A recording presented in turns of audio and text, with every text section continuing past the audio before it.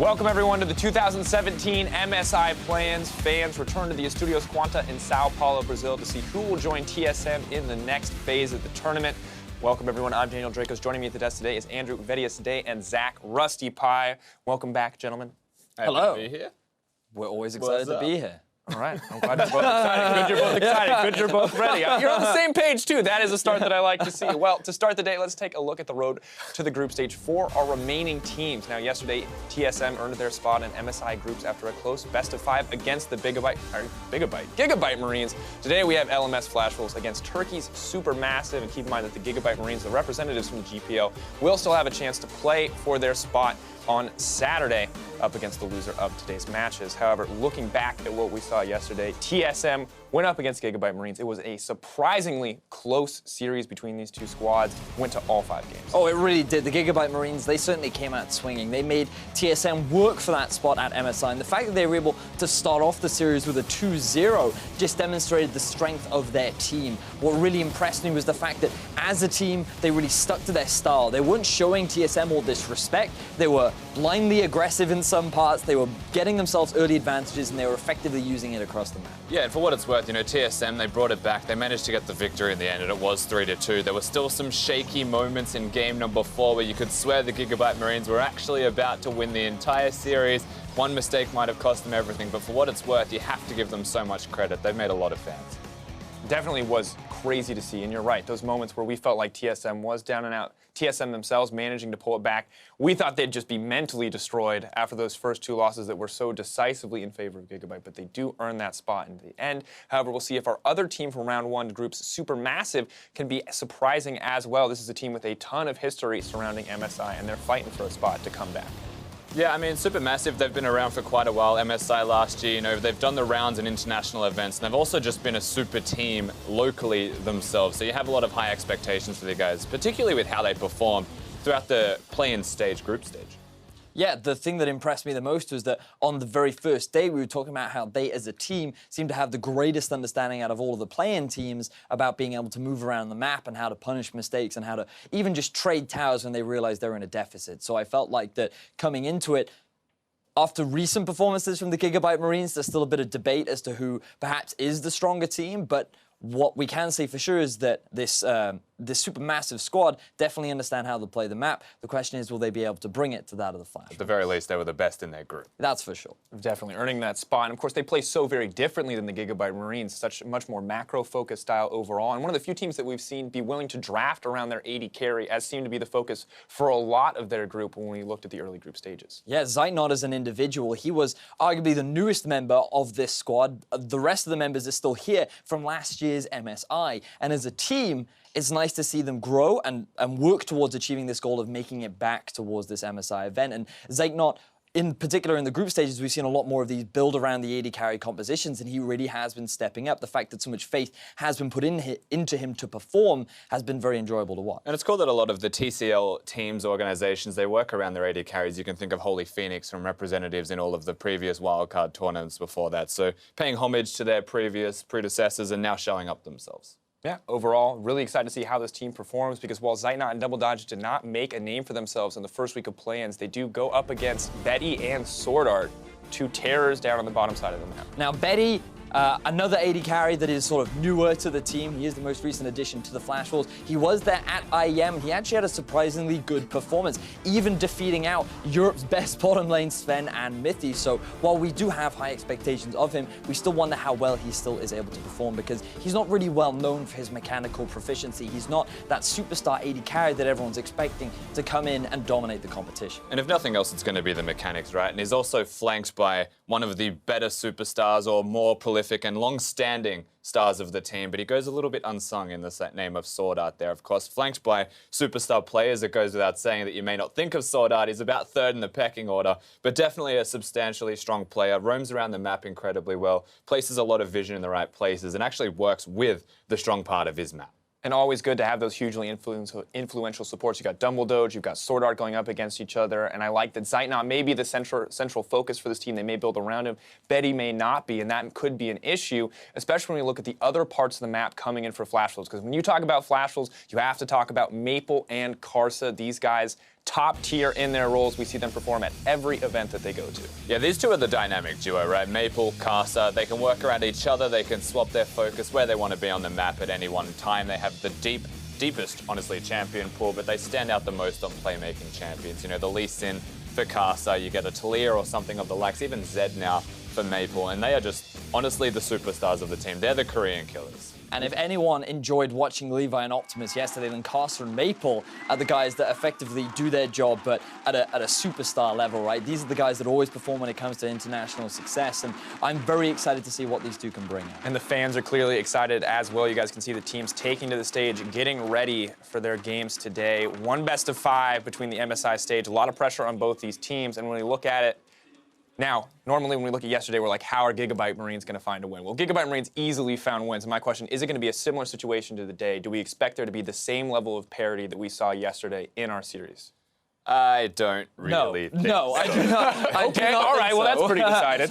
The thing about Flash Wars is I think that in terms of their consistency to perform internationally, I think that they've always been strong, especially when you think of them as the Korean killers. And then when you look back at their IEM performance as well, you could argue that, sure, maybe Europe was underperforming, but I still think that it was more so that Flash Wolves were overperforming, and Flash Wolves are having a fantastic tournament. And since then, they've just continued their dominance in their own region, only dropping a single game during their finals to AHQ. So the fact that these guys are just so strong is what gives me much more of an expectation that they will be able to take a 3-0, 3-1 in this. Yeah, and for reference, that's the only game they've lost since week 1 of their own regular split, which is 10 weeks long. So they very rarely lose games in their own region. And you'd have to say MMD performing a little bit better than normal helps that out, and swapping out to Betty, the mechanical player, flanked by experienced longevity in the roster, will actually help a lot. Yeah, definitely improvements across the board for this roster that has historically struggled in the top lane, in the AD carry position, upgrading both those, moving Stake to coach. It looks good, but on the side of Supermassive, if this is as weighted in the Flash Wolves' favor as you guys say, I want to hear, what does Supermassive have to do to make this an upset, to take games? How do you shut the Flash Wolves down? Well, I feel like that one of the big things about Flash Wolves is they're actually they have a tendency to play more passive and be more slow. They're a lot more calculated in terms of how they focus their aggression. And I think that in their losses, what you do see is when you have these really drawn-out games, there are actually windows with which you can look to punish them. Rather than trying to fight them in terms of an individual skill matchup, I think that's the wrong way to go about it, because on an individual level, I feel that Flash Wolves just have the edge. So rather than try and beat them in the 1v1, you try and beat them in terms of your vision control, trying to look for picks, trying to make those great map movements that Supermassive were making during the early stages of the groups. Yeah, I think that, or you can actually take it to more of a 5v5 type route, right? I do think that the individual strength of the Flash Wolves should be superior to pretty much everybody they're opposing. And realistically, the best way you can combat this is then just draft winning lanes and just try and get everybody in the same area as soon as possible. Maybe win an early Drake fight or get a level 1 gank off in the jungle like you see That from works Gigabyte too, Marine. yeah. It just does work. Sometimes catch people off guard. So you guys mentioned it briefly earlier, but I want to cement it in. Let's get some predictions for this series. How's it going to go? Rusty, we'll start with you. I mean, I'm just going to throw out 3-0 to Flash Wolves in the forefront. I don't think that the same thing we saw yesterday will happen again today. I have too much faith in Flash Wolves as a roster, especially when you send them internationally. Their performance contrasted the LMS compared to even NA from what we saw yesterday. NA looks a bit shakier on the international stage. The reality is that the Flash Wolves have never lost a game to a play-in team up until this point, and I think they're looking to continue that streak. So I think that it'll be a 3-0 to Flash Wolves. All right, 2-3-0 as well. There's a chance for you guys to let us know what you think. Just like yesterday, make sure you tweet to @LO eSports with the hashtag MSI2017. Share your favorite moments of the tournament. Share your predictions for the series. We'll be sure to check in with those all month long. But before we send it to the casters, let's take a chance to learn a little bit more about the Flash Wolves bottom laner. 还在撑，还在撑。Betty 在帮他挡 Q， 再度晕眩到了尼诺。Betty 在前面帮他挡 Q 键炫舞手雷，哇！最后一下普攻射出去加300，哇 ！Betty 好秀哦。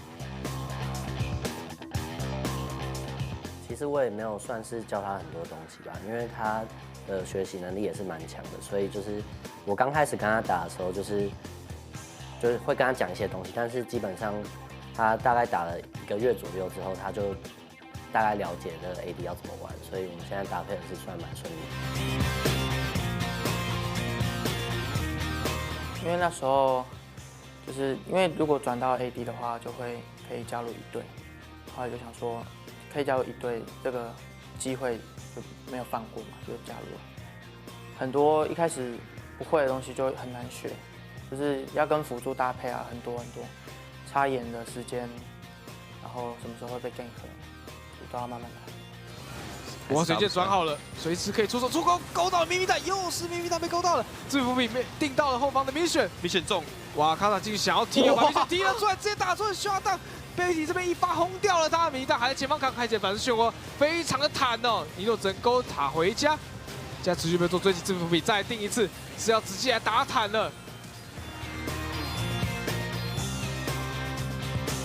Welcome, ladies and gentlemen, to the Mid-Season Invitational 2017. I'm Matthew Stewart. Joining me is James Stress O'Leary. We're about to get into the second qualifying match from the play-in stage ahead to Mid-Season Invitational. And this is where the Flash Wolves join the competition. I think everybody starts getting a little excited again about seeing Maple, Casa, the rest of the lineup. I can't wait to get into this best of 5. It's definitely going to be exciting. I mean, the desk has already touched on it briefly here, James, but we've been talking about it so much. The Flash Wolves look so strong locally, but internationally as well, they've been looking fantastic. Yeah, last time we saw them, they ran through 3 of the best teams the EU LCS has. So I guess that's why I'm here. I'm like, hey, we lost to them. Let's look at how they can deal with a team that's not too far away from the European servers in Turkey's representative SuperMassive. Let's get into this. I'm ready. Best of 5 coming our way. It certainly is, and we're going to have the 2 teams going head-to-head here in a best of 5 today. First up, it's the Flash Wolves. In the top lane is going to be MMD. Heading into the jungle will be Casa. Mid lane will be Maple. In the bottom lane will be Betty, with Swordard flanking him as his support, and their previous top laner Stake as their coach. Yeah,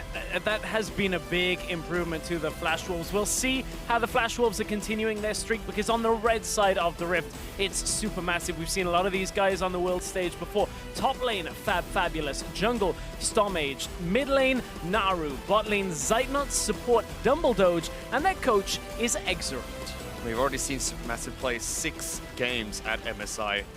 5 of them are wins. 1 of them was a loss to Red Canids in their final game, which effectively did not really matter. We saw Twitch come out, we saw Camille support, we saw Conwell being played.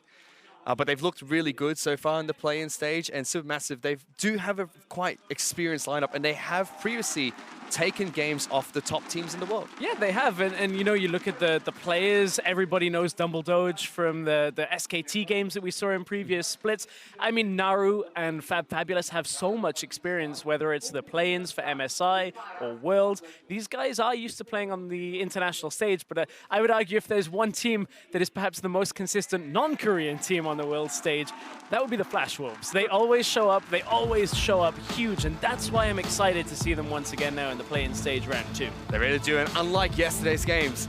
TSM have dropped games before to teams that participate in the play-in stage, but Flash Wolves have never dropped a game, as Vedius was mentioning on the desk, to any team that has to go through play-ins. And they've done their homework coming into game 1, pick phase 1.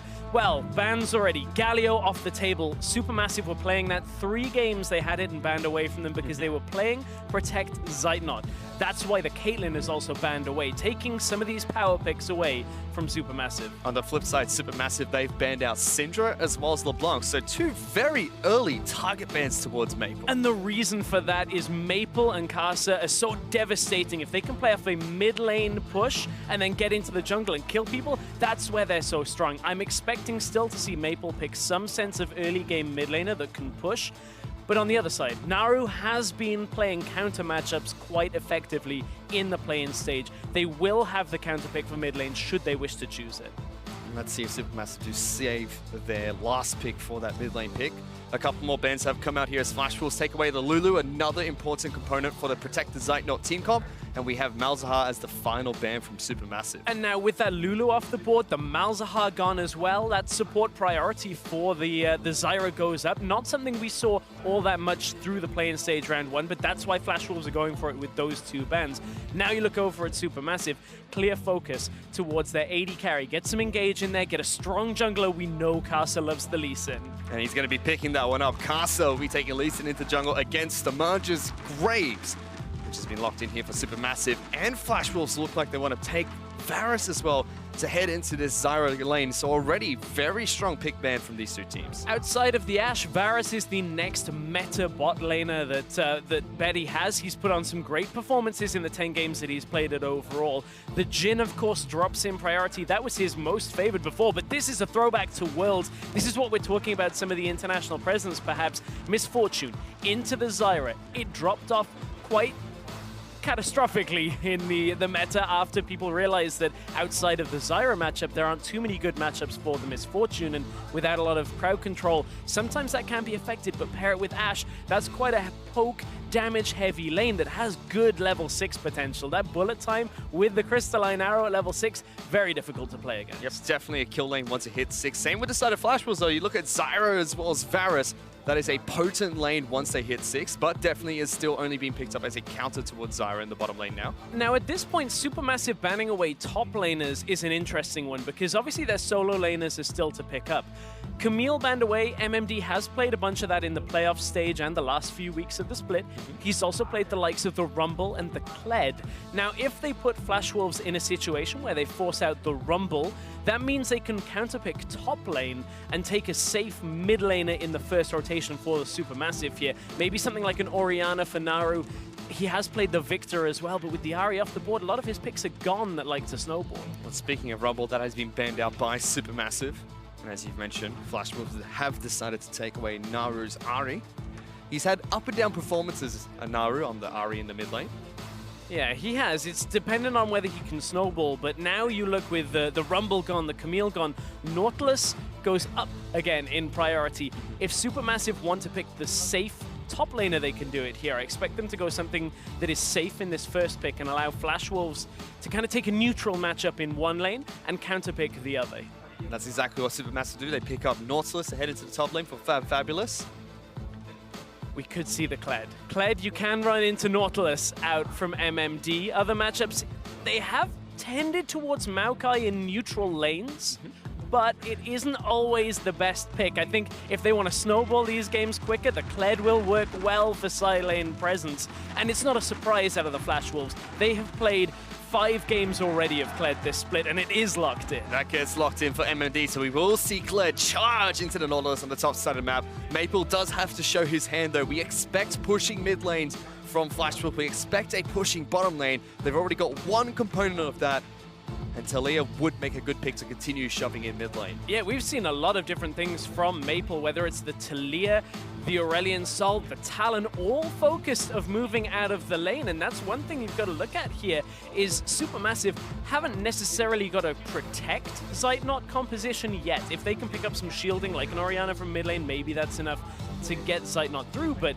if you end up with a Kled charging down in the bottom lane with a Talia coming bottom as well, Supermassive may drop out of their big favored composition style if Zeitnot falls behind. Well, they do pick up the Orianna, so they give some protection over towards Zeitnot, but still looking like a very front-to-back team composition almost for Supermassive. Not as protective as we have seen them run in the past. That is true. It's an awkward composition because now you kind of have a reduced role for Dumbledoge when it comes to shields, heals, crowd control. Dumbledoge is more about armor shred, getting a little damage down now with some slows, but that level 6 point in the bot lane. If Zeitnot and Dumbledoge can get the right engage, maybe it goes in their favor, but that's difficult when they can match the crowd control from the Flash Wolves. You look at it, Varus, Zyra, still great at locking people down, and their level 6 isn't to be, overlooked either. Very curiously, up until yesterday, we've seen a lot of Ivan prioritization, especially in the first stage of play-ins. Even yesterday with TSM taking on the Gigabyte Marines, there was a lot of prioritization towards Ivan. None at all in this match. And Supermassive picked up Graves. Flash will say, yeah, we're taking Lee Sin. I can give you an insight as to why. If you want to play Ivan and drop back in the jungle for 6 levels and just wait, Casa's going to take over the entire game, so they have to put priority on that jungle. They pick up the Graves for themselves, but still you have to look at it like that. Talia is going to push.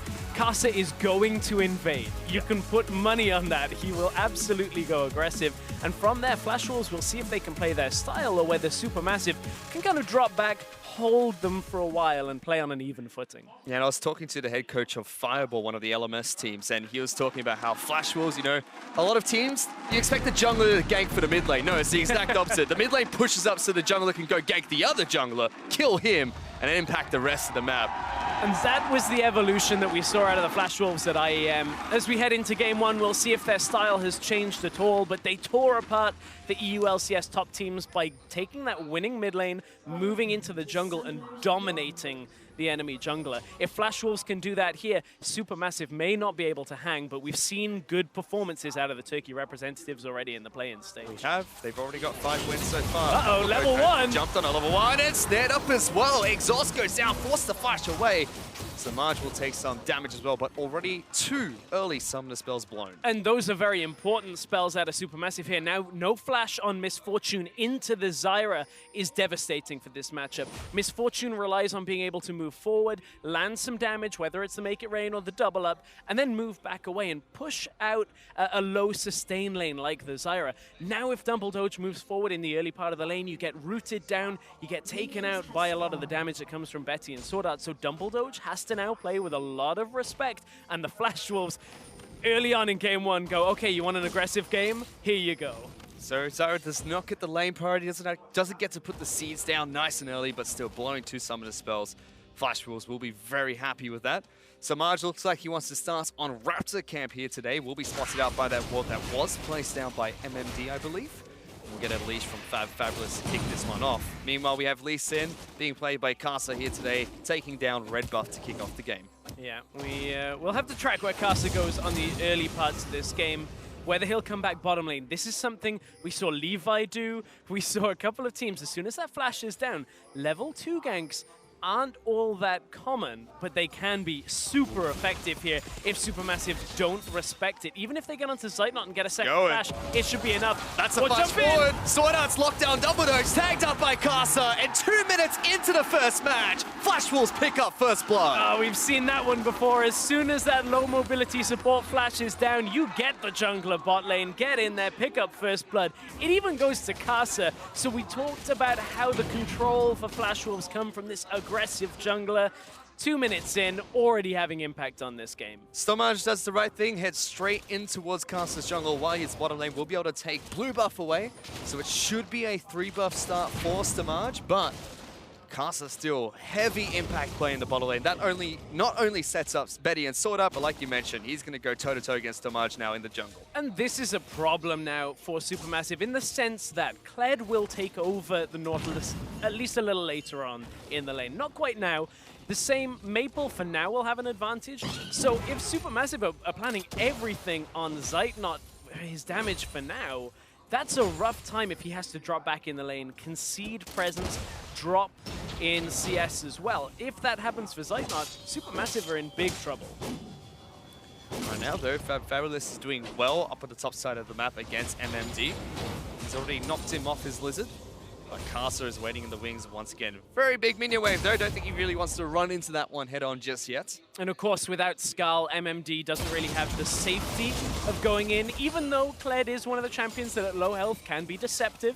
Once he drops off, gets that untargetable frames, can trade a little more effectively, but the fact that he had already lost Skull means he doesn't want Kasa coming up top. They don't want to give anything away in this 1v1 on the top side. Meanwhile, on the bottom side of the map, Zeitnot and Dumbledore still doing all right for now against Betty and Sword Art. You still expect the Misfortune to do well into the Zyra. Ash does have a slightly higher range as well, but mid lane where the action is at. Oh, Naru's out of mana. Being used by Maple. Naru is out of mana, but does have Stomaj just behind him. Kasa is making sure he keeps Maple protected, but already small experience advantage for Stomaj, level 4 to level 3 of Kasa. And look at it. There you go. Push out the mid lane. This time Kasa even comes mid and goes, okay, let's just shove it out. If you can't push it fast enough for me, I'll come in there and do it for you. Nice little sidestep out of Naru, though. Actually dodged the pushback from Talia. May very well have gone a little bit more in the favor of the Flash Wolves. And I like what Stomaj is trying to do here. He's trying to at least control one half of the map, put River focus on the bottom side, because if they can keep Zeitnot and Dumbledoge at least in this game, maybe they can stabilize. Still, so far, Flash will still have 2 of their win conditions going through, which is Kasa getting into the enemy lines, getting ganks in the bottom lane, Maple pushing up, but bottom lane still not going as well as Flash Wolves would like it to. SuperMassive are doing well, Zeitnot and Dumbledore, despite getting ganked very early on. Yeah, some of this is to do with the fact they just recall out with a big wave pushing into them, so Betty will recoup some of that CS difference between the two. Again, that flash is still down for another 20 to 30 seconds. Shouldn't have that much impact, as Dumbledore is not even in the lane right now, just focusing on warding. So SuperMassive this isn't the massive detrimental impact of, Casa going off for now. It's going to be reliant on a few more kills if Flash Wolves get it before Supermassive are really in trouble. But consider that the majority of their team's damage, nearly 36% of their damage comes from Zeitnot throughout the play-ins. That's an obscene amount of damage for one player to be doing. If they hamstring this lane, we'll have to see whether Supermassive can play without that massive damage threat. That's going to be incredibly different this match because we have a Misfortune, we've got Oriana, we've got Graves. We expect the damage to be shared out amongst the rest of Supermassive. But 6 minutes into the game, despite first blood for Flash Wolves, it's dead even in gold. If not, Supermassive creeping ahead very slightly. Even the mid lane, Naru holding his own against Maple nice and easy. Yeah, it's one of these times where it's an Oriana lane, so now that Naru is post about level 4, level 5, you can start pushing back some of the lane, but Talia will still have the push presence. There's going to be these moments where Maple can drop off the map, and this is what mid laners like Maple do very well when you're used to playing roaming champions. You push mid, you move into Fog. If there are no wards down, suddenly Naru, Zeitnot, and Fabulous all have to be very careful about where that mid laner can go, and that's one of the things you'll see is just, even if Maple's not going anywhere, drops into that corridor beside Raptors, just to scare the rest of Supermassive. If their vision control isn't on top form, suddenly out goes the Weaver's Wall, and Flash Wolves have the numbers advantage. And we already know these two teams play very bottom lane focused. As I say that, Stamaj is making his way down into the bottom lane. Otherwise, will slow up Betty, uses the heal nice and early. Smokescreen gets flashed away. Stamaj still chasing them down, puts so much damage to the sword out despite the exhaust coming down. He's a man possessed, has to flash away. Oh, triple kick! Big side note into 3 people. That's going to continue hunting them down. Supermassive get the first kill in this skirmish, but Flash Wolves respond with 3 kills for themselves. Flash Wolves across the board coming out ahead. Casa with a triple kick manages to get on top of the rest of the Supermassive lineup, but took too much damage from Stormaged in the end of things. But nevertheless, Flash Wolves go heavily in favor. This is a top lane kill. We heard the charge during this engage, but what is it that kills Fabulous? Because there's a lot of damage still to be done. Gets on, bear trap on a rope. He just completely wrecks him with those empowered fast autos. So Stormage drops low. Flash comes out in respect. Beautiful kick out of Casa, but ignited. Everybody from Supermassive just turns their focus down on Casa because they know they've got to pick up something from this. And again, there was Maple out of lane. Weaver's Wall comes down. Easy set of kills for the Flash Wolves, and they make these ganks look moderately easy themselves. Great counter gank coming out from Casa there. Stomage was looking to see if he can try and take down Sword Art. Good exhaust from the Zyra, stopped all that damage coming through, and although they eventually got Casa there, big play from Flash Wolves, solid kill in the top lane, 3 kills bottom, and now 1,000 gold ahead of Supermassive. And this is where we start to see them try to take control of this game. Yeah, absolutely. You do see the pros and the cons of the Oriana at the same time, though. Con is you can't move out to the opposite lane or the bottom lane as fast, obviously, as the Talia. But the pro is you shove out mid, and look at how much damage on the minimap has already been done to that mid tower. Naru with those empowered autos just pushes the wave up, gets the damage down. So that is actually a beneficial point if Supermassive can maybe get a kill on Maple here, or just as this game goes further, apply more pressure around mid lane and keep Maple in his lane from threat of killing the tower. Maybe they can slow down the Flash Wolves' aggression. Well, let's see if they can, because already on the top side of the map, Fabulous is not having a good time against MMD anymore. Seems like level 6, level 7 is where that Kled starts to take over. And the difficulty is with Fabulous picking up those Ninja Tabi will be a little less resistant, but you're right. It's difficult for Nautilus actually to get away from the Kled, so when you choose the trade, Kled just sticks on top of you and manages to take you down. You can see Fabulous has lost a lot of his health, and with that wave pushing in, this isn't the type of position where MMD is going to go all in, but you've always got to worry for that. You see that bear trap on a rope comes flying out, Maple's coming up. Now 2 versus 1, they may very well go for. This is the Flash Wolves, this is what they're great at. No wall available. If they can get in on MMD with the charge, that may be enough, but again, there's just a threat of roaming out of lane. Pinkward does spot out Maple making his way towards the top side of the map, so Fabulous is back off. Gives Naru some time to shove out the mid lane and try and get some more chip damage. Maple will rock surf his way back to the lane nice and easy. Again, very quiet between these two teams. Naru still looking to try and get as much damage as possible. Zoning out Maple almost. Yeah, Naru, maybe a little over-aggressive on that in the sense that they didn't have full vision on Kasa.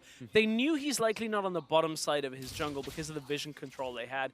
And yes, Stormage is around the bottom side there, but if Naru steps forward, you've got to respect the knockback plus the Weaver's Wall from Talia. That may have been a flash from Naru, but at the same time, I like that they're trying to take these advantages, make plays where they can. They're trying to get Maple. Oh, they obliterate Maple.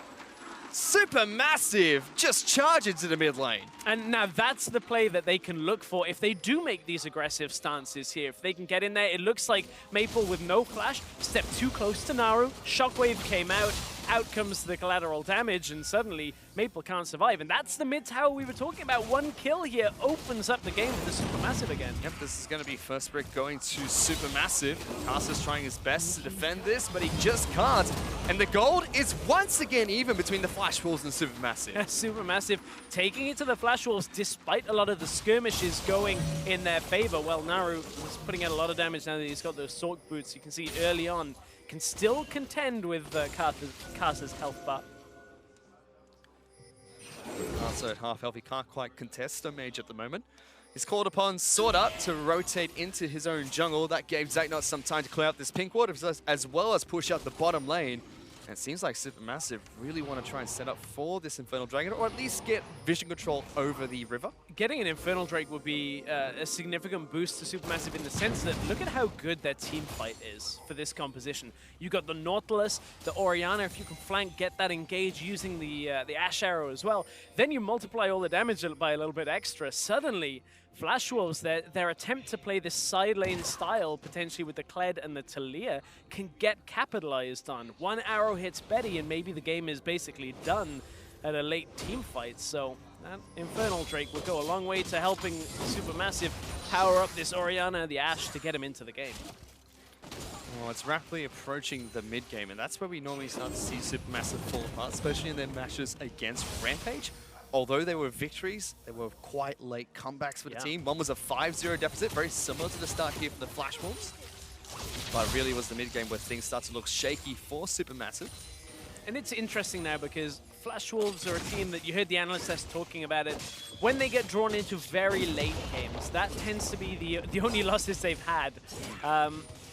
There was the turnaround game against H2K at IEM, which goes a little against that because H2K slowed down themselves and allowed Flash Wolves into the game. But certainly when they're dictating the pace, that is when Flash Wolves look the strongest, when it's Casa just going unstoppable in a game. And that's not quite the Flash Wolves that have continued in this game. It started that way, but they have slowed down. However, the top side of the map is well and truly unlocked for the Flash Wolves, as MBD is able to take down the top lane turret all by himself. Fabulous is keeping up well in terms of CS, but still 24 down against the Kled, as well as a little bit of experience behind him as well. Still a lot of focus towards the bottom lane, but besides the first skirmish we saw, there has not been too much action taking place between the two teams bottom side of the map. Both of them just pushing in, heading back to base. Blade of Rune King already picked up by Betty. It seems like Zeitnot will do the exact same thing after he heads back to base here. Yep, gonna pick it up. There you go. The Blade of the Rune King pretty much standard on just about every 80 carry we're seeing right now. But speaking of 80 carries, Betty, we heard from him and Sword Art at the beginning of the game here that they've been training Betty up, and that's kind of a pretty frightening concept to me in the sense that Betty was already beating Sven and Mithy by the time they were like 5 weeks into the split for the Flash Wolves. Now that you've had another 5-6 weeks on the end of it, I'm excited to see where in a best of 5 this Flash Wolves bot lane can take control, because this has been quite slow paced, but I'm still impressed by what Betty and Sword Art have been doing in general. Their vision control on the bottom side has been good. They've taken good trades in the lane so far. They're slightly down in CS, sure, but that kill and 3 assists each makes up for it. I mean, the Flash Wolves' domestic performance in the LMS speaks for itself. Yeah. I mean, they've lost, what, I believe it was 1 game in the first week and then went completely undefeated until they dropped the match against AHQ in the Grand Finals. It was absolutely terrifying, especially when they still come in and say, you know, we're still working on our bottom lane synergy between what seems to be a mechanical prowess of Betty and a historical figure of Sword Art. It's kind of interesting, right? You get rid of a player named Never Lose, shortened to NL, and you end up winning more. Like, how does that work? He's meant to never lose. Why would you name yourself that? He's not win more. He's just never lose. So. Well, I guess it wasn't true for the Flash Wolves. Those 2 games that they've lost so far must haunt them at night. Well, however, SuperMassive, even though the game's not over yet, Flash Wolves are still ahead. Absolutely. They must be surprising quite a few people, because 15 minutes in, they still look like they're holding their own, just 1,000 gold behind the Flash Wolves. and I think that's a really impressive feat, not only for SuperMassive, but a lot of the teams for the play-ins, where we look at the likes of yesterday's series with the Gigabyte Marines, taking TSM, the #1 team in North America, all the way to 5 games is an impressive feat. And the fact that SuperMassive right now are hanging on, this is something that we couldn't even see G2 do back at IEM for a lot of the games. Like, they started falling behind, so did the Unicorns. So, like, it's impressive for SuperMassive so far, but I think they are a team that still have the potency to close some games out in this series. Like, I don't count them out at all.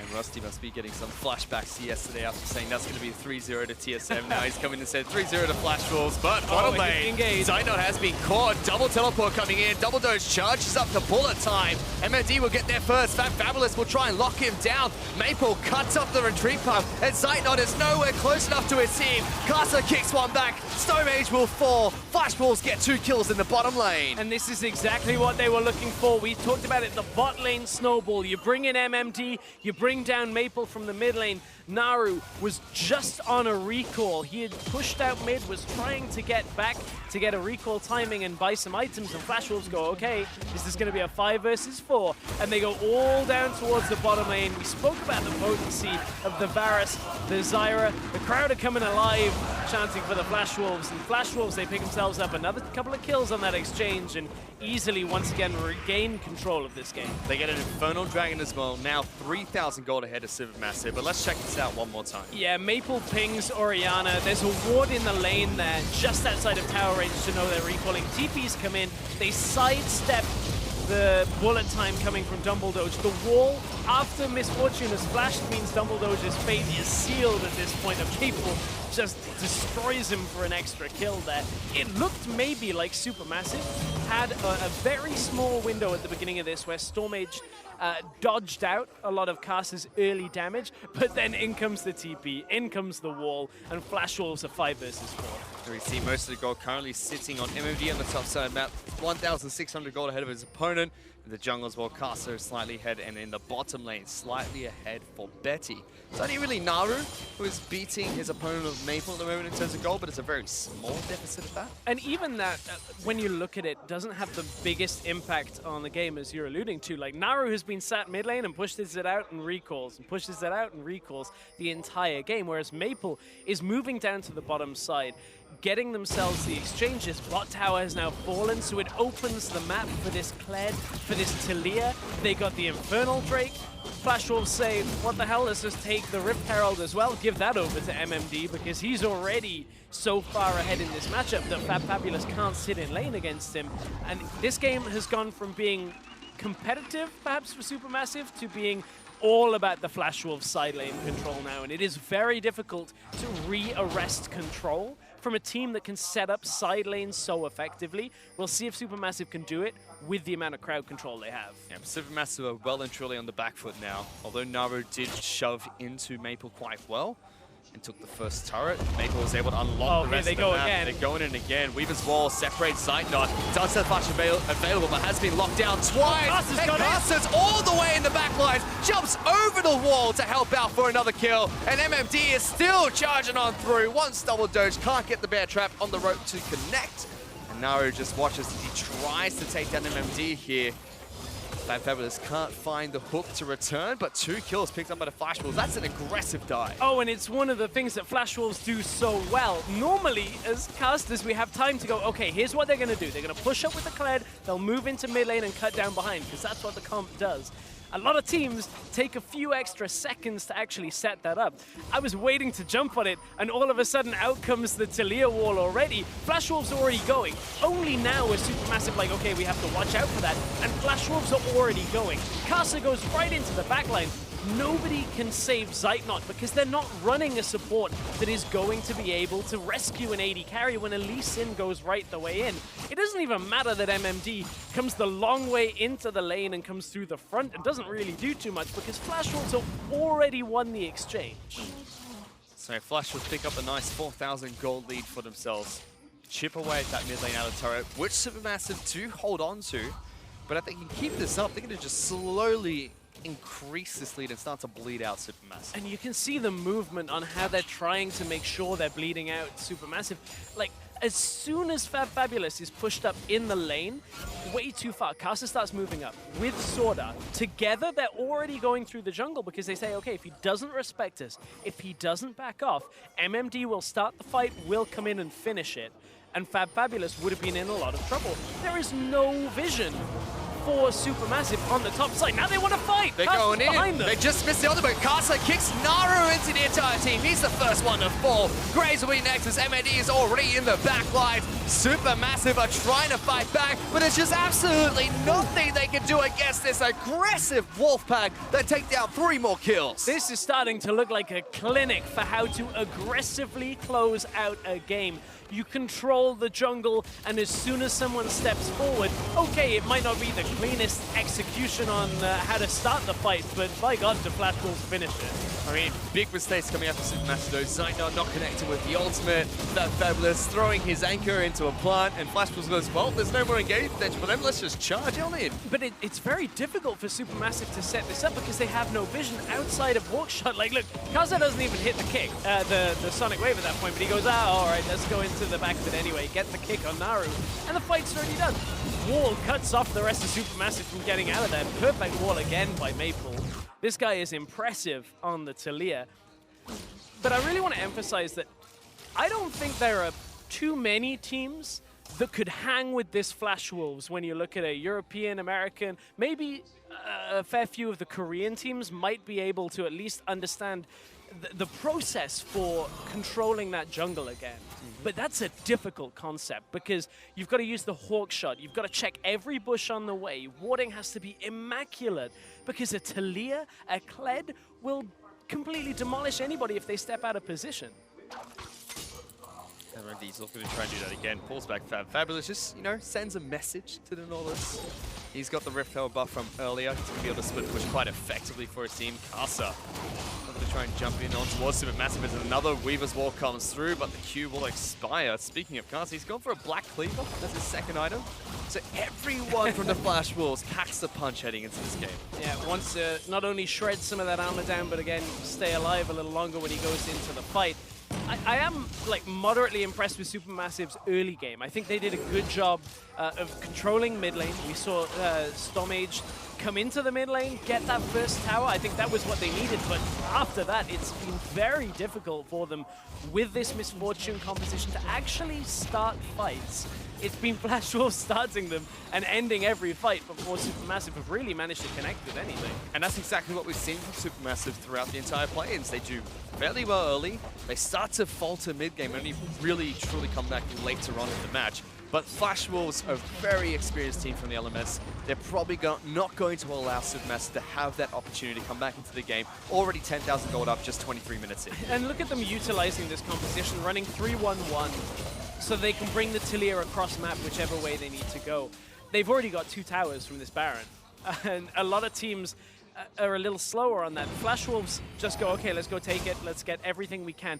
Of course, the composition plays into this, and this is a composition style they're used to playing. They have strong winning side lanes right now, and that affords them the ability to do this. Even just using the TP into the mid lane to start this fight off, because Fabulous is trying to flank. Trying to get into the backlines, but Kasa finds Stomage and takes him down straight away. Zeitnot's being charged upon by a cowardly lizard as everyone from the side of SuperMassive just falls one by one. Flash Wolves are pushing for the base. They were 10k gold up. It's one of the cleanest aces you'll see because of how far ahead they were. And Flash Wolves, that is a statement in game 1 of this game against SuperMassive. Yeah, they're trying to finish this game off 25 minutes into the match. The respawn time is just too slow for SuperMassive. They held on nice and easy in the early game. They did their hardest to fight back mid-game, but Flash Wolves, they close it out. Game 1, nice and easy. And I like to see that they did their homework coming into this game, banning out a lot of the protect Zeitnot style. The Ivan was gone, the Galio was gone. It put SuperMassive in a position where they were trying to play a little bit for later with the Orianna for the Nautilus, and they hang on through the early game to a decent degree. But Flash Wolves go, okay, time to shine. Bring the Talia, bring the Kled.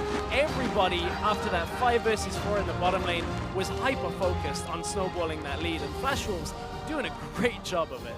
And you hear the hometown crowd in Brazil chanting for the Flash Wolves. I mean, makes sense. SuperMassive were in the same group as the Brazilian representatives, the Red Canids. So after knocking them out, they're hoping for some sweet revenge here today from the Wolves. I want to see what SuperMassive can now do in Game 2 of that series. Maybe they look at the Ivan. I don't fancy that into Casa too much, but they have an uphill battle. It's not over yet.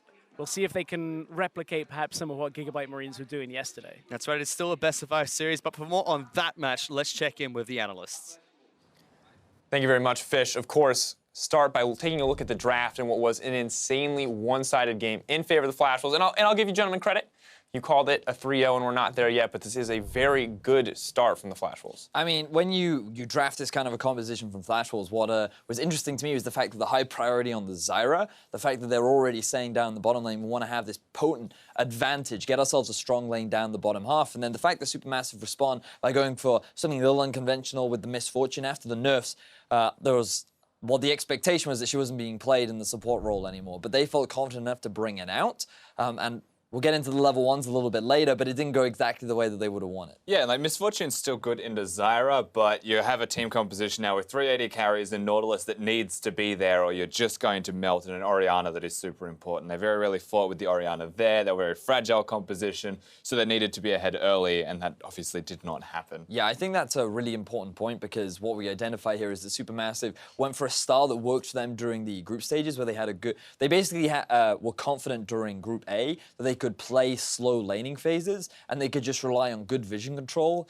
in order to get themselves to a point where they could excel in these mid-game fights. But what we're seeing from the Flash Wolves is the Lee Sin coming out from Casa, the fact that you have a Talia in the mid lane who's constantly looking for roams, and the Kled who's likely going to win that matchup up in the top half of the map. So the Flash Wolves did not give them an avenue to play this slow and safe style. Well, not only that, there were small mistakes coming in on the side of SuperMassive, very aggressive moves. When we take a chance to look at our first replay, you can see even from level 1, things did not go in the favor of SuperMassive. A bad exchange here at the level 1, and you can see how it paid off for them in the minutes to follow. And quite simply, by being down here at level 1, forcing the Flash out of Dumble Dodge. That's the most important summoner spell that was just used. That's all that Flash Wolves could ever have wanted, because the way Casa executes this gank is by pretending that Zeitnot doesn't exist. He is just an Ashe in a world of minions, walks straight past him and goes for the target that doesn't have the flash, right? Very good awareness of this team and picking up on a small mistake happening at level 1, translating that into first blood onto the jungler, and you give Casa first blood gold, he's going to make you pay. But what I love about this whole play is the fact that they punish what is a very conventional move up against Zyra in particular, because normally what you want to do is move into the lane and try and deny her from getting those plants very deep. And Casa moves in, potentially expecting 4 or even 5 members of SuperMassive, but when he finds out that there's in fact only 2 or 3, then that's a happy field day for the Flash Wolves, because they know that with the Lee Sin, they're going to at least guarantee some kind of a flash. But then it's the fact that we're seeing this proactivity of always trying to punish this lack of summoner spells. We saw it yesterday from the Gigabyte Marines too, when they moved around to mid lane, always trying to punish these lack of summoner spells. And I feel like it's something that, especially teams in Europe, don't often look to punish. So this proactivity is something that I'm really enjoying from the Flash Wolves. Enjoying seeing it as well, but of course, this is just insane coming in from Flash Wolves, because normally we can say Flash Wolves, they can be a slower team, but it seems like when you give these guys an advantage, when you give them an early lead, they just keep upping the tempo, and we see that in our Acer replay where Karsa comes in huge on this counter game. So what I love about this gank is the fact that, well, SuperMassive, they overextend just a little bit, but keep your eyes on Karsa, right? He's coming in from the river, and he's going to miss his Q initially. Now, he wood jumps in, realizes that he doesn't have the angle that he wants, so he then flashes to set up Zeitnot to get the 3-man knocker. But even though he dies, it doesn't matter, because he gets the highlight reel and he sets up his team to get the kill. And that's what makes it the best part, is he actually does die afterwards. He makes sure he gets the 3-man kick. He has to knock everyone up for his team. Like, it's the solo queue moment. My job is done. You spam, you get the good, guys. you throw up the mastery emote, you're with your body on the ground, you're like, Got it. I got it. You saw it. It happened. It was fantastic. And the thing from here, though, is that we have to praise SuperMassive. They did make moves. We saw in the mid lane. They were able to get Tower First Blood. They did even up the gold after that point, but it still felt like Flash Wolves were 100% in the driver's seat. It's just the way in which the Flash Wolves are always using their composition to constantly push their lead. The fact that Talia, whenever her ultimate was up, they went down bottom lane. They had the constant push after how the early game went in the Flash Wolves' favor, and then the fact that Clyde was just straight up winning 1v1 in the top lane, it was very similar to Haunter versus Stark yesterday, just demonstrating their dominance in the 1v1. Yeah, winning in solo lanes where the emphasis and the pressure is not going to be obviously tips the balance over just that little bit more. But you still have to, again, getting the first turret down, actually give credit to StoneMage for the way that he was playing in the jungle. He's not quite Levi. That's where we look towards Casa and say he's closer to Levi in the way that he'd play. But StoneMage was calm. He was stealing buffs when Casa was ganking if he wasn't able to be there. He was still playing jungle the right way. Yeah, consistently making moves to punish, which is good to see in this series and pays credit to him, especially as we have a lot more games to go, potentially, if they can start to fight back. However, as we take a chance now to look at our third replay, Flash Wolves, once again, they kept the ball rolling. They kept finding these excellent engages, and it just felt like there was nothing SuperMassive could do. The great thing about these fights is it's a great demonstration of Flash Wolves' ability to set up vision, but then also just the way in which they coordinate these fights as well, because this kind of a composition is very difficult if you don't find the correct avenues for Kled to engage on, and if Lee Sin cannot get into those primary targets. But every single time, Flash Wolves was able to do that, and that just demonstrates the consistency and the control that they had throughout this game. And for me, when we look at this series, I think my biggest concern when we see games as one-sided is this. When you're SuperMassive, what do you take away from this loss? Because so many kills go down in the early game. You've got solo kills happening in your lanes. What do you do to kind of take away from this game so you can learn something coming into game 2 and improve your performance? You just have to remember that you have to expect the unexpected against a team like the Flash Wolves. Yes, they have the finesse of a Korean team, but sometimes they will just throw the crazy level 2 ganks down in the bottom lane.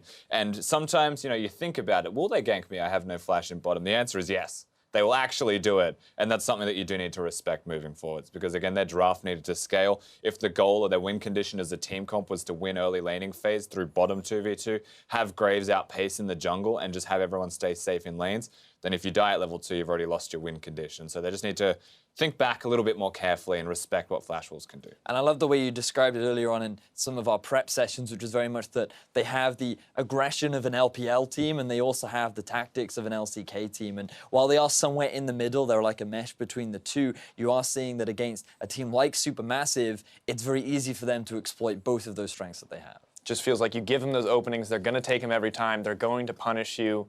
Now, if there's anything, I think looking at the draft, we had a lot of praise for what Flash Wolves were trying to put together. And Russ, you talked about kind of the vulnerability of the SuperMassive composition in the early game. Is this something they can shore up as we move to the next game? Can they pick something a little safer, a little less vulnerable to these early plays? They can, but I just have to wonder if they will actually do that at all. Remember that it's Dumbledore playing in the support role. And for me, that's the one position where they could perhaps change up their draft to have a little bit more emphasis on a more well-rounded team composition. I'd prefer to see, honestly, a Bard or a Thresh from him over a Misfortune, but then he's into a Zyra. Could have been a Karma. There could have been lane pressure.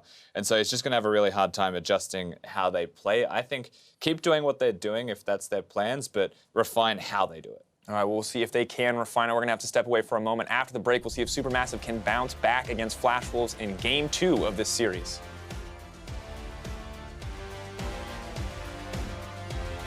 Man possessed, that's the flash away. Triple kick! Getting side nodded to 3 people. There's going to continue hunting down. SuperMassive get the first kill in this skirmish, but Flash Wolves respond with 3 kills for themselves. MND will get their first. Fabulous will try and lock him down. Maple cuts off the retreat pump, and Zaytnot is nowhere close enough to his team. Casa kicks one back. StoneMage will fall. Available, but has been locked down twice.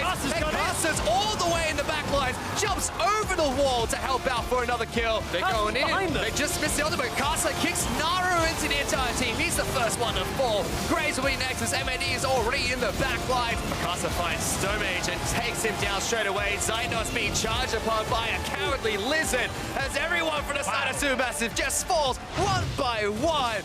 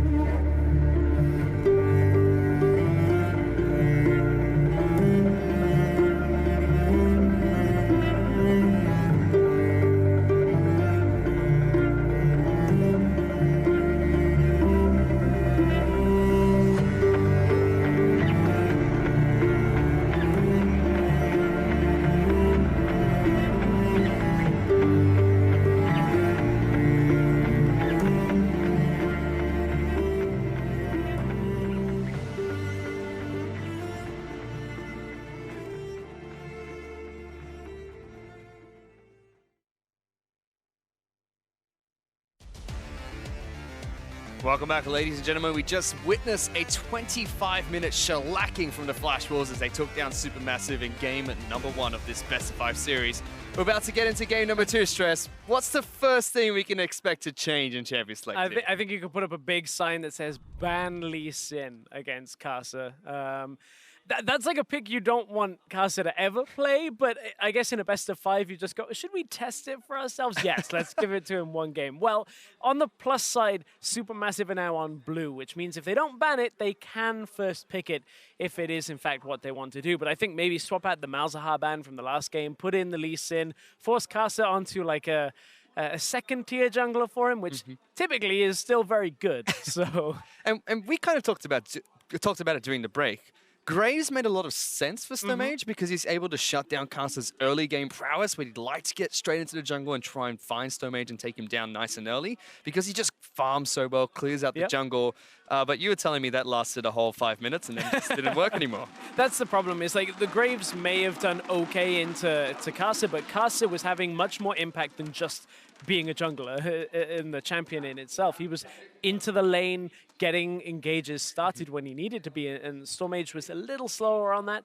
That's why I want to see a change to the jungle matchup, but I still think Casa has so much still to play. Like, he's played a lot of Kha'Zix, he's played Rengar, Elise, like these are all junglers that can do the same type of thing. So maybe it's not as simple as ban Lee Sin, win the game for SuperMassive. On top of that, we've only seen Fabulous play 3 champions this tournament. One of them was a Jace top lane, but that was in their match against Red Canids, which didn't really matter, and everyone was going for funky, strange picks.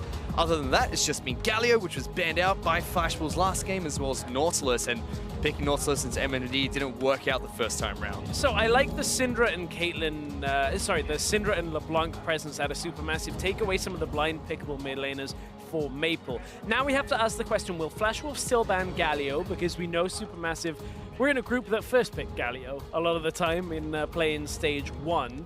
So that may be the priority, but if they do that, obviously they give over so much pace to the Flash Wolves when it comes to their jungle. That's a ban against the Misfortune support, which indicates Flash Wolves still want priority, whether it's the Zyra or the Malzahar that was likely to be available. SuperMassive seem like they don't want to first pick Zyra, so it forces a ban out of SuperMassive.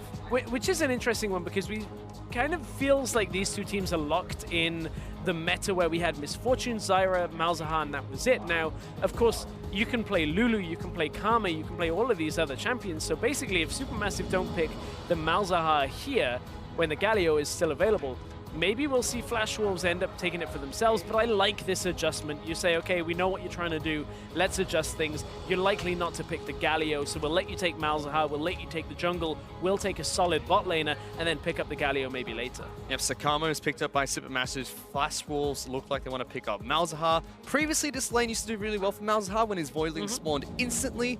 Now that it's on a 0.5 second spawn time, the Q from Karma still can hit Malzahar before he can react appropriately. Not quite as deadly. We'll also see what SuperMassive play around it, because they don't have the option for the Caitlyn. The Ashe would be available if the Lee Sin gets locked in here, which I think, again, would favor SuperMassive. We know that Flash Wolves like the Varus as well, but they take away the Ashe at this point. Again, look at this. Bot lane, level 6, fighting style out of Flash Wolves. Happened in the last game, you pick a roaming mid laner, you pick a jungler that can get there. Suddenly, you've got a bot lane party.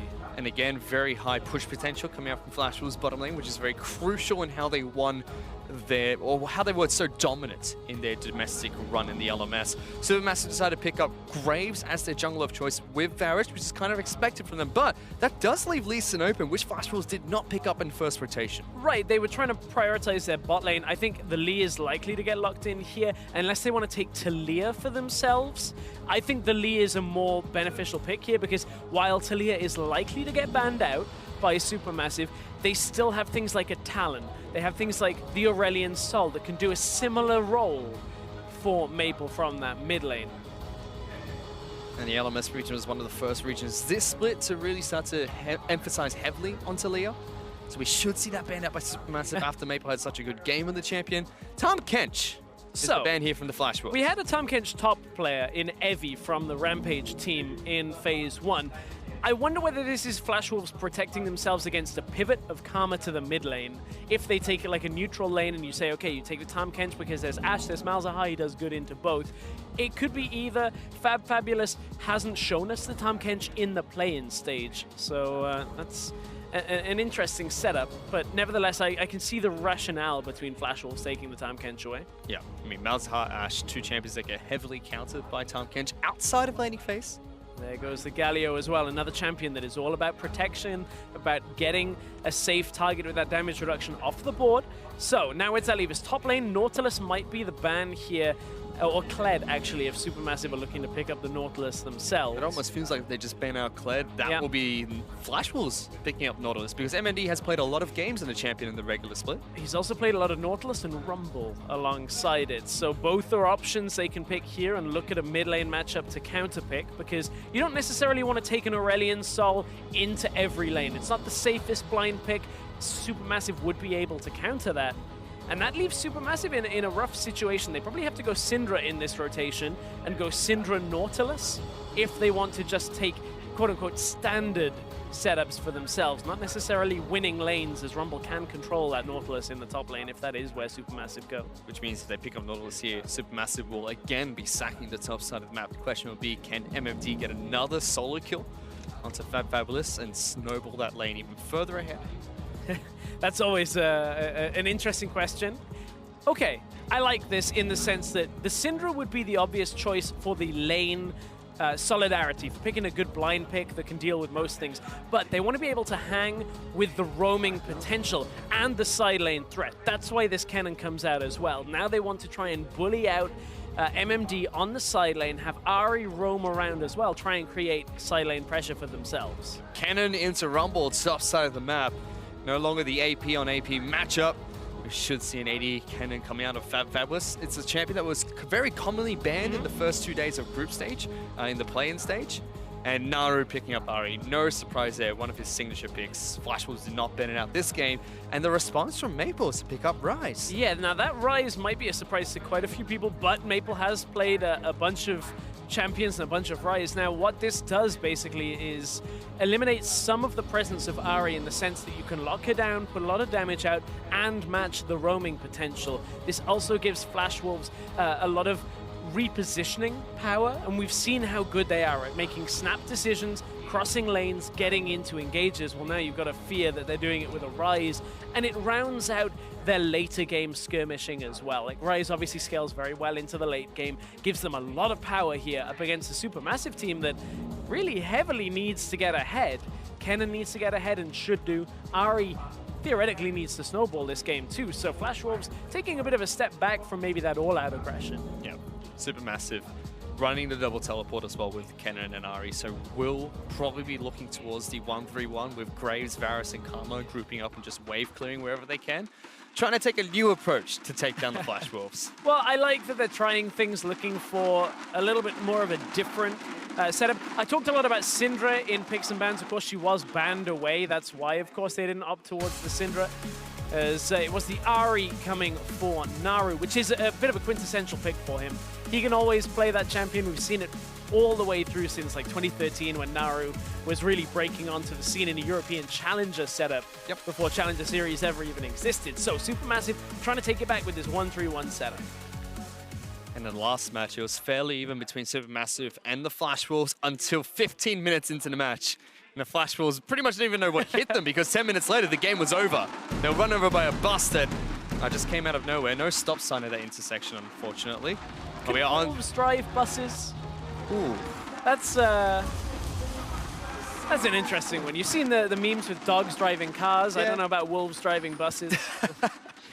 Well, about to find out. It's a bit more of a freight train, really. Yeah, if the Flash Wolf can drive this train straight into Supermassive again, it's going to be difficult. And again, the home crowd cheering on the Flash Wolves. They want revenge after Supermassive knocked out the Red Canids from the first stage of play-ins at MSI. I think it's also that the crowd love watching Kasa and Maple play. Because I think that's one of the things that makes them such an exciting team is they always seem to have that ignition switch. Like Kasa and Maple are just like, okay, we're going to go aggressive. And then you see Betty, Sword Art, MMD just like putting a lot of damage themselves and just going along with the fight and winning them in such clean fashion. And that is what makes this team really exciting to watch. I'm looking forward to seeing whether SuperMassive now, with this different setup on the game, can actually reaffirm control of the game, perhaps. The crowd at the CBLOL studio has been absolutely fantastic to listen to. Always getting behind the team and make sure they show their support for the players that are on the stage. And again, this entire series, mostly we're hearing shouts for the Flash Wolves. They are the favorites heading into this match as well. And we have got this game underway as Kasa starts on the blue side of Summoner's Rift as Lee Sin, whereas Graves for Stonemage has started on Raptor Camp. Yeah, you can see there were 2 wards placed in the top side. Kasa trying to maybe avoid any kind of invade coming through from SuperMassive. But now that he's seen Fabulous in the top side, Ari in mid, they know that Stonemage won't be in the top side jungle for now. I doubt it's going to be anything like going for a bot lane gank right now. They didn't have that flash down early like they did in the last lane, so I don't think it's anything overly tricky coming out of Kasa, just looking to clear up through the top side. MND doing a very good job in his lane, making sure that every time Fabulous steps up for an auto attack, he has his flame splitter on, so he at least trades evenly against the cannon. Slowly, Fabulous is expected to overtake that lane. Slowly and then very quickly when he has control of the lane. As soon as Kennen is at the point where he can take those auto attack trades effectively against MMD, Kennen just kind of pushes out the lane and it's very difficult to stop him. So curious to see how MMD is going to play this one. Kasa now is going from blue to wall straight to red buff, so very quick level 3 for the Lee Sin. Stonemage slightly ahead of him, just due to being Graves, has already been able to take down his Raptor camp and the double buffs, now working on the Wolf camp himself. But there's no focus on ganks yet from Kasa, of course, because you've got a Rumble that's pushing up in the top side. You've got a Ryze who, yes, he can crowd control early, but against an Ari is difficult to land a lot of that damage without having it traded back effectively early on. And you can see that Naru is setting up vision control on the bottom side now. Stormage and Kasa run into each other, and that's going to mean both back away. There's going to be no early exchanges from either team yet. Zeitnot and Dumbledore are free to push up in the bottom side because they've seen where Kasa is, and this is a much more even footing early on. And that's what we expect from the Graves pick of Stonemage. Gives him some breathing room against Kasa's Lee Sin.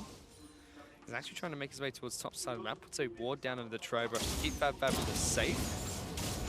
And then he's trying to do what he can to farm up against this cannon, but quite a bit of damage coming in from those empowered auto attacks. And now we have to look at whether Kasa does clock the fact that the only real reason Stormage would be topside is if he was warding, but look, Fabulous not quite respecting it. Kasa just crossed through Tribush, and Fabulous is kind of teetering back and forth between pushing that last couple of minions and risking getting ganked or backing away, and he makes the right decision in the end of it, realizes Kasa is likely still around.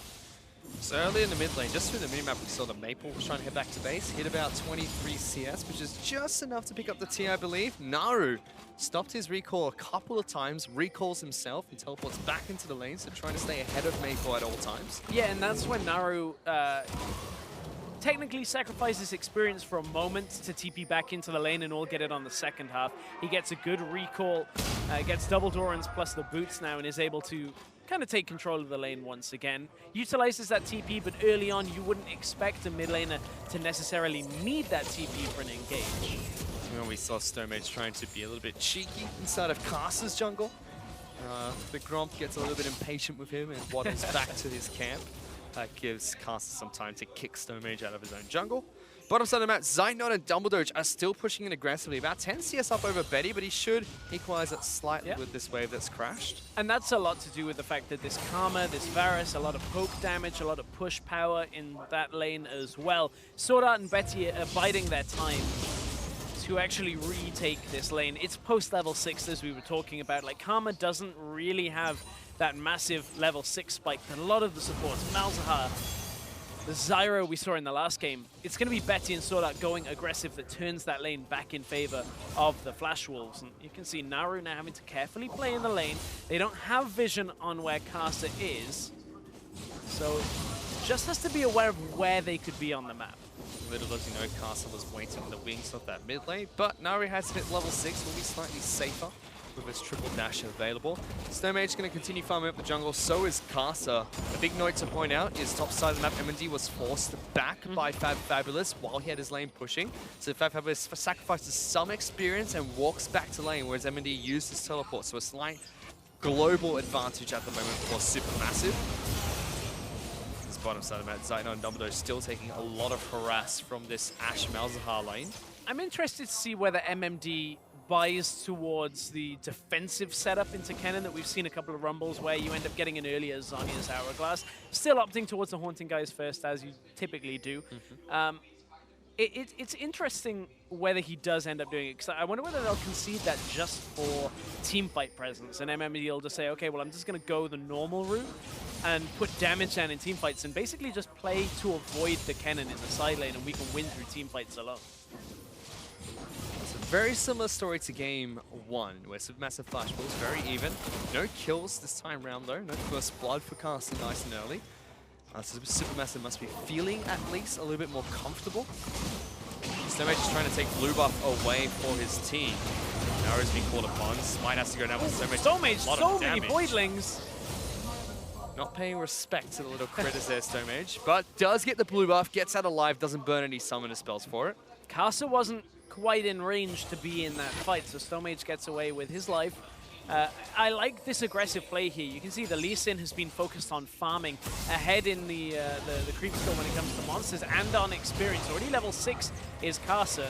That is quite a quick spike now for Karsa. If he can get into the mid lane maybe, that would be one option, but he's just content with taking camps away for now.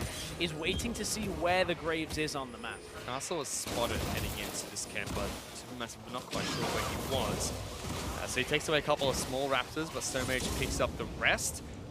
And we'll hit level 6 as well. Meanwhile, top side of the map, MMD is doing a fantastic job against that Fabulous. Yeah, he is still taking advantage of this Rumble strong laning phase, trying to deny as much CS as he can. You can see as Fabulous moves forward to try and hit it, Electro Harpoon comes out.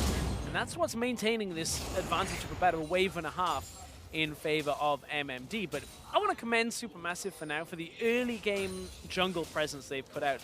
One ward just died, but they've had a triangle of wards all the way through the bottom side of the Flash Wolves for quite some time, and it allows them to play around where Karsa is on the map. Karsa hasn't been playing aggressively because the opportunities haven't necessarily presented themselves so far. Karsa now is going to be moving straight into towards SuperMassive's jungle, looking to take blue buff away for himself. Calling upon Rise, Fabulous might force him to try and smite this one, but Karsa looking to try and kick him back, gets stunned up, resets the blue buff crucially. Yeah, This play from the Flash Wolves. That was nice out of Fabulous. Just maintains at least a little time for that blue buff to reset. That was a nice response from Karsa. The fact that they had seen Stormage on the bottom side of the map had been stood on a ward in Tribush for a while. So this does benefit Naru somewhat. Will allow Naru to maintain some of the push in mid lane. It's difficult to push in a Rise, but nevertheless, Ahri can wave clear fairly effectively, I mean, as this game continues. Maple didn't get his blue buff as well. That was stolen by SuperMassive. So his tier will be stacking slower. Karsa's losing out on experience. But there's an arrow coming mid lane soon. Betty is level 6. I'm stuck in Europe. Casting rock out apparently, but Betty has that opportunity. Dumbledore, which is the one. Here's the target, locked down already by SwordArt. Gives a clean first blood kill for Maple. Can't Outside of that though, MND has been jumped on. There's a flash from SuperMassive trying to get on top of the Rumble. He has used his flash away. Fabulous throws out another shuriken and returns the kill, but in the top lane this time. Yeah, good response out of SuperMassive. They were kind of anticipating the Flash Wolf engage somewhere from Betty and SwordArt. They get onto Dumbledore, get a beautifully chained set of crowd control, but I'm glad to see Stormage heading to the top side, trying to get as much damage down as they can. They take down MMD, and now you get to see the strength of Graves. This tower is only just getting taken down by the Flash Wolves, whereas how far ahead are SuperMassive? Maybe not quite as far as you would expect. MMD TP's in. This will go to the Flash Wolves eventually. Yeah. First blood. First blood, first turret picked up by Flash Wolves. Dumbledore just trying to charge in to stop it. Not enough. So the pick for the Flash Wolves benefits them significantly as Dumbledore just gets spotted out of lockdown for ages. That's one of the easiest setups that Sword Art might get from Harold. He wasn't forced to flash or anything, but look at the exchange. MMD manages to get it. The equalizer out, it doesn't do too much damage, doesn't do too much, but the reason they can't push, you could just catch a glimpse of it at the end of that exchange, was that MMD had already pushed out all of the minions in favor of Supermassive, so there wasn't a minion wave pushing up to the top tower. That delayed Stormage and Fabulous getting up to the tower, and that's why Flash Wolves get tower first blood. Yep, now the question is, can Supermassive respond with a turret of their own while they're at this gold deficit? Because if not, Flash Wolves will slowly once again start to bleed out Supermassive. And again, sitting nice and comfortable, just 1,000 gold behind, but 15 minutes in last game is where Flash Wolves kicked off their rampage.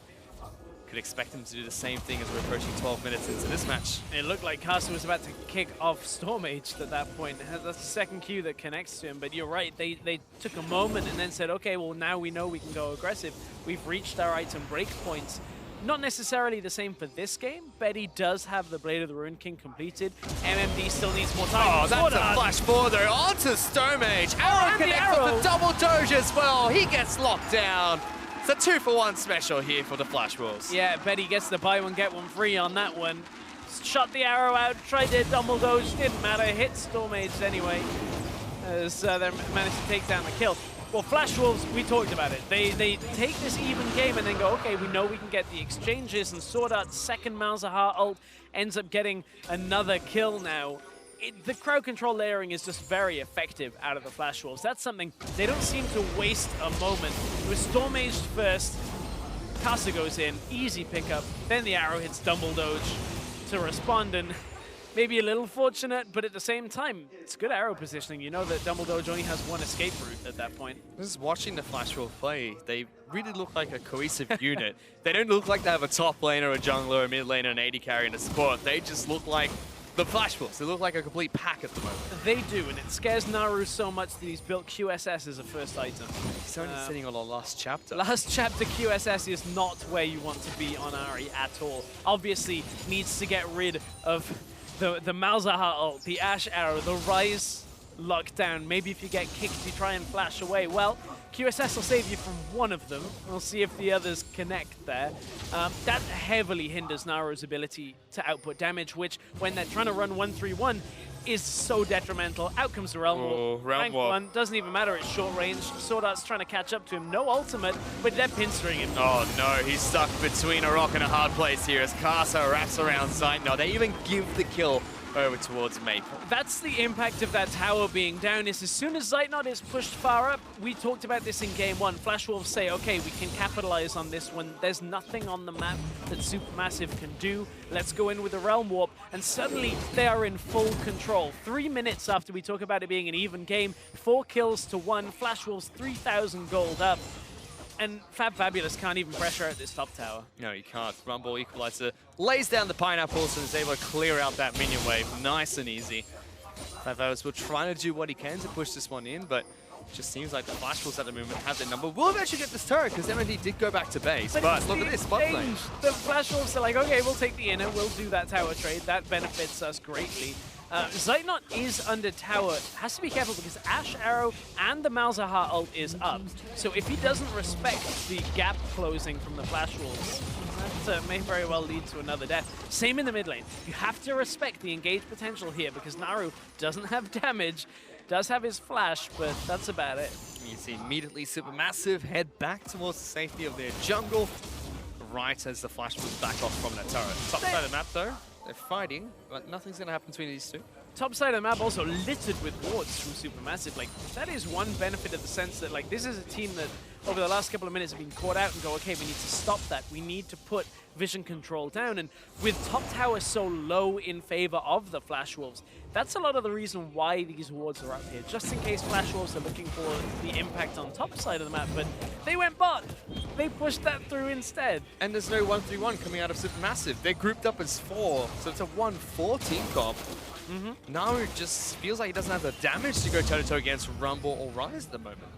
That's all because of the way that MMD is at least able to contend and push the wave back under Fabulous, and Naru cannot contend with Maple. 3 kills, Rod of Ages, that's an arrow hitting. Zeitnot gets silenced as well. Already Casa, kick flash, double doge into the back line. Stomage trying to go toe-to-toe. Will get taken down by Sword Art. Zeitnot turns one back around with the Realm Warp, brings Maple into the team fight. Already 3 members of SuperMassive have fallen. They only take down Casa. Oh, it looked like maybe they were going to get Betty from that exchange, but Betty kites back effectively. Didn't even use his QSS. Knew that while that Nether Grasp was on, I believe it was on Stormage, he was just able to take him out, move back in the fight, and just kite around really effectively. Flash Wolves, this is, again, these team fights are so well coordinated in their favor. And Flash will say, you want to play 1-3-1? Sure, we'll take the 3 members down any day. And here's that fight again, just straight away pulling the trigger as soon as the wall gets placed in. Yeah, arrow comes out. Betty looks in danger, but Stormage locked down, good protection there from Sword Art to keep everything in focus from Betty. And okay, Casa dies again, but we saw this in game 1. Trading Casa for 3 kills, Flash Wolves will always take that because Casa's impact is so significant already that him dying at the end of the fight doesn't really matter. Whew. Yeah, Casa was straight into the back line. As soon as that fight started, Maple single spell rotation gets narrowed down to just above half health. Sword Art trying to stop him going back to base, silences him. There are 3 dashes available for Naru, but Sword Art just being a pain in the bum there. Yeah, being very annoying at that point. Just stopping the recall, stopping any chance for Naru to maybe look towards the mid lane and save that, as that's where the next rotation is likely to come around. MMD has teleport, as does Fabulous, but you have to look at it right now. Equalizer off the Leandri's Torment is going to be a little more effective than Wits End, Bilgewater Cutlass, Kennen. Kennen needs more time to be able to output teamfight damage. MMD still going toe-to-toe against Fabulous. You see the gold difference between the 2 teams. This time round, it's top Sunamount that's doing well for SuperMassive. Fabulous about 1,000 gold up, but in the jungle, 600 ahead for Casa. Mid lane's a massive lead for Maple, as well as a small lead for Betty in the bottom lane. And importantly, when you look at combat effectiveness right now, yes, he's 1,000 gold up, but it's all pretty much in his inventory. There's a 700 gold disparity of gold currently in waiting to buy items. So Fabulous, his lead isn't that much effective. Also, he's building towards side lane presence. This isn't the AD carry style Kennen that we have seen top laners play, where you go the Hurricane after the Blade of the Ruined King, and as Reckless would build the Frozen Mallet on top of it. So here they go again, though. Because now it's 3 versus 1 on the side lane. Early flash from Fabulous still gets locked down by the Moby Boots from Sword Art. He tries to use the Slicing Maelstrom, but not even the Thunderstorm's enough to ruin Flash Wolf's day. Watch this. If a fight starts mid lane, MMD's coming with a TP. As we're talking about it, SuperMassive think they can capitalize, and in comes the rest of the fight. Equalizer is available. So is the arrow from Betty. Decides not to pull the trigger just yet, but everyone collapses. They try to go on MMD, but look at the choke point. The Pineapples are raining down the pain on the SuperMassive. They will be able to take down 1 member, but they lose 2 straight away. Flash Wolves just look unstoppable. Realm Warp to the bottom lane, TP into mid. Flash Wolves, they're going under the tower. What? They're diving 2 turrets deep. Maple's taking this one up. The Flash Wolf from Naru gets Casa. He might pay for this one with his life. Kicks away Zeitnot.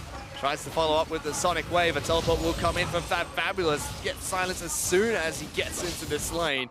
Flash was a little bit over-aggressive, but somehow still lived to tell the tale. Well, SuperMassive at least are able to deny a mid-tower push from that as well. That's fairly significant, as Flash Wolves would have been looking to advance their control on the game. Still heavily goes in favor of the LMS representatives, but I mean, SuperMassive, it's a nice little response. They're able to delay, but it's not enough to reaffirm control on the game.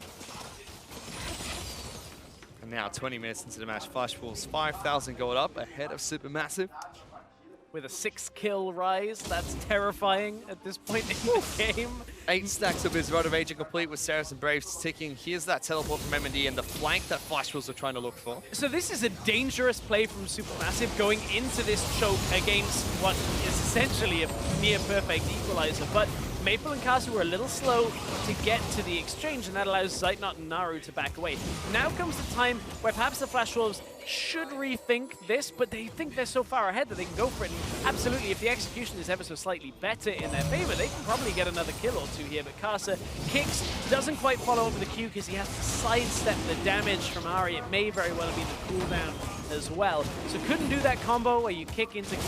Would have been enough to kill Zeitnot, but nevertheless, now there's another Dragon going in their favor. You saw the stat line of how well they play with a lead. 29-1. That's their biggest lead they've had. That's the number of times they lead at 20 minutes. And then no exceptions so far internationally. 2 games against SuperMassive, leading at 20 minutes as well. The difficulty is it's very hard to dissect a team like the Flash Wolves because it's not like they play one style and only one style. So you can't really outdraft them in that respect. It's about anticipating the speed at which Flash Wolves will group on you and reacting to that before it actually happens.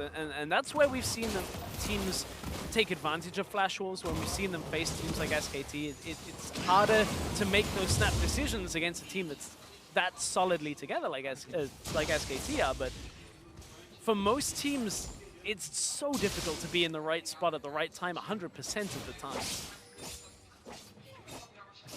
Flash was taking this game a little slower than the last one, but still very commandingly ahead at the moment. SuperMassive, they've built 3 Quicksilver stashes in this game already. They want nothing to do with the crowd control lockdown that Flash Wolves bring to the table. But that now puts, like, if you imagine the gold leads, that basically is like an extra 3,600 gold that SuperMassive have that is not in combat stats, which QSS is a great deterrent, and it can save your life, but it doesn't benefit you that much overall when you look at, like, the power of fighting. All it means is Betty's going to fire an arrow, that's going to hit, you'll QSS out of it, and suddenly Sword Art jumps on you with Nether Grasp, and you're dead anyway at that point. So that's a lot of gold in protection right now that even accentuates this aggressive Flash Wolves. They can just keep fighting. And it seems like SuperMassive are trying to run their 1-3-1. Fabulous is in the bottom lane against MMD. Here comes the Realm Warp again, same thing. Straight into the back lines. Maple is behind Fabulous, is going toe-to-toe against MMD. Might get a kill first. Almost! Whoa. But the Scrap Shield saves his life, and Maple will run through the minion wave to pick up a kill for his team. Again, it's the Realm Warp down into the bottom lane, exact same play. This time, you can see Kennen has the advantage in the straight-up 1 versus 1, but Fabulous couldn't really kill him fast enough before Maple arrived. But now SuperMassive have the respect for Flash Wolves in the sense that the last time that happened, they tried to push up mid. Well, now they know they can't do it. They kind of sit back after pushing the wave only, take small advantages of vision control, but that is going to go back in favor of the Flash Wolves as soon as they're back out on the map. All MMD has to do, push this top wave out, in go Sword Art, in go Casa, they take control of the Baron Pit, and suddenly you're back in the same position. Flash Wolves are dissecting this 1-3-1 team competition that's been drafted by SuperMassive. MMD catching sideways from time to time. Maple ganking whichever lane he's in. Snowmage almost able to catch up Maple. I don't even think that would be a fight he'd want to try and take. I was going to say, I don't know whether, sliding towards a 7-0 Rise at that point, who casually would just be able to 1v1 you down. Because that's 3 levels up over you. That's maybe not exactly what you want at that point, because that would have started the Baron Flash Wolves, realistically. He tried, though. He did try. I would have liked to see the fight. Unfortunately, we don't get it. But still 44,000 to 38,000 gold. Flash Wolves still leading commandingly, and Maple has got a flank on towards Fabulous. One spell rotation, he's at half health. Big shield coming up the Rise. Fabulous just farming up the minion wave. Eventually falls to Maple. He is a monster! That's not a fair fight at all. Fabulous didn't even use his QSS because he's like, okay, well, he's got nothing's getting me out of this. Yeah, 4 QSS already. Oh, Dumbledore's got an old magic mantle. That'll be a QSS, won't it? It could be. Could very well be. At which point, Flash Wolves, I mean, they're pinging the Baron already. Fabulous down for 24 seconds. Has TP, but I don't really think it matters because outside of a catastrophic mistake from the Flash Wolves here, Stormage is going to have a real tough time getting into this Baron. Realm Warp already being used by Flash Wolves. Where's it going to take the 2? Right behind SuperMassive. Double Doge is going to be the first to fall in this fight. Snowmage going to be able to flash away from the enchanted Crystal Arrow. Naru trying to dash around. Exhaust being used. Good equalizer cutting off the retreat pass. Sword Art will flash back to safety. Castle jumps on in with Betty to pick up a kill. And Maple deep into the backlines. Flashes with the flash to get another kill. And the Wolf back tear apart SuperMassive piece by piece. I mean, the consolation prize, a tiny one in getting mid tower from the back end of that fight, but SuperMassive just not really prepared to take these fights. MMD is going to go defend the mid tower push here. Maple is in behind them. Sonya's defends against Fabulous, slicing Maelstrom, and Flash Wolves finishing the Baron, chasing down 2 members. Everything going in the way of the LMS representatives. Maple, though, is trying to wrap around Fabulous and Zeitnot. Oh, is there a blast cone then? No. There's none! No summoner spells available for them either. Maple just waiting, Louise. MMD's coming down as well. SuperMassive stand and deliver, but can they stand and deliver against these two? Zeitnot will try to flash. He will lose his top laner first. Can't even take down MMD with him. And Maple just gives him another uppercut to pick up more kills for the Wolves. They were trying to just get 1 kill out of that. Say, okay, just rush him down, kill him before the Maple arrives. And suddenly Rise shows up, the 2 versus 1 is complete. Realm Warp into the backline, right onto Dumbledore. No way of him getting out. Count the QSSs, there's 1 from Stormaged already. He flashes out, but it doesn't save him, because in comes Stormaged right now. In comes Sword Art, I should say. Gets onto Stormaged, first kill. Naru flashes with the QSS as well, tries to save his life, but not really anything he can do. The lead is so much in favor of Flash Wolves. Flashed into Arrow, it! but Casa's right behind. SuperMassive did not expect the surprise lead steer from downtown. 2 kills already. They just don't stop the aggressions. Flash Wolves never stop. It is impressive at the pace at which Flash Wolves get a lead and look to close the game. Baron already, 2 people dead, Inhib going down. They might just start 1 more fight and be done with this game. Flash Wolves look like they want to try and end the game here. MMD's going to be backing off, trying to chase Stomage away inside of his own jungle. The rest of the Wolves ushering in Baron buff minions. 3 seconds on Double Doge, but 15 seconds on Naru. Flash Wolves are trying to push for the win. Maple is 7 levels ahead of Dumbledoge at this point in the game. There is no one that can trade against anybody from the Flash Wolves, and that's game 2 in the books. Rumble's able to take down 1. Maple's chasing down the Doge himself, gets another kill. Slicing Maelstrom's not going to do anything to the Wolves. As you can hear the crowd chant, Flash Wolves, as they charge on towards the Nexus. A double kill is picked up. They flash the icons together as the Nexus explodes. They're now at match point against SuperMassive. It may have started closer for the Flash Wolves, but that ends maybe more devastatingly than game 1. 12-0 on the game for Maple on this last pick Rise. They just executed beautifully, catching out Fabulous on the side lanes, constantly fighting as soon as they're taking those early skirmishes past about 10 minutes. And SuperMassive had no idea how to contend with it. Yeah, it seems like Flash Wolves just hit SuperMassive where it hurts the most, which is in the mid game. They hold on even to about 13 minutes and it just all falls apart. And I've got to give credit to SuperMassive. They tried to contend with it. They tried to fight for vision and set up side lane fights and try and push mid lane, but it just is not enough when Flash Wolves are that clean, that crisp. It's so difficult to contend with that type of play. Yeah, and unfortunately, with the wise words of Yoda, do or do not, there is no try. SuperMassive are now facing match point against the Flash Wolves. But for now, to check in with that game, let's send it back to the analysts at the analyst desk. Thank you, Fish. Of course, yet another incredibly dominant Flash Wolves victory. I feel like we're just turning into the Flash Wolves appreciation desk, but they are absolutely crushing the competition right now. They've got like really powerful lights on those walls right now because it is very difficult for SuperMassive to see a light at the end of this tunnel because things are getting rough. I have no idea where I went with that, but I made it work. And you're pointing dramatically. You got it. We'll just keep talking, Betty. So, pretend. in terms of the draft, what we saw was a shift. The Malzahar was not banned away this time. Instead, the Zyra was. So SuperMassive very much saying, you know what? We think that we can handle it. We think we've got an answer, especially by getting themselves lunar rotation on the Karma. Sword Art is pretty good on Malzahar. I feel like there was a reason why they banned it in the first time round. And then they're like, oh, no. He's really good at this champion. And he did a lot of work that game.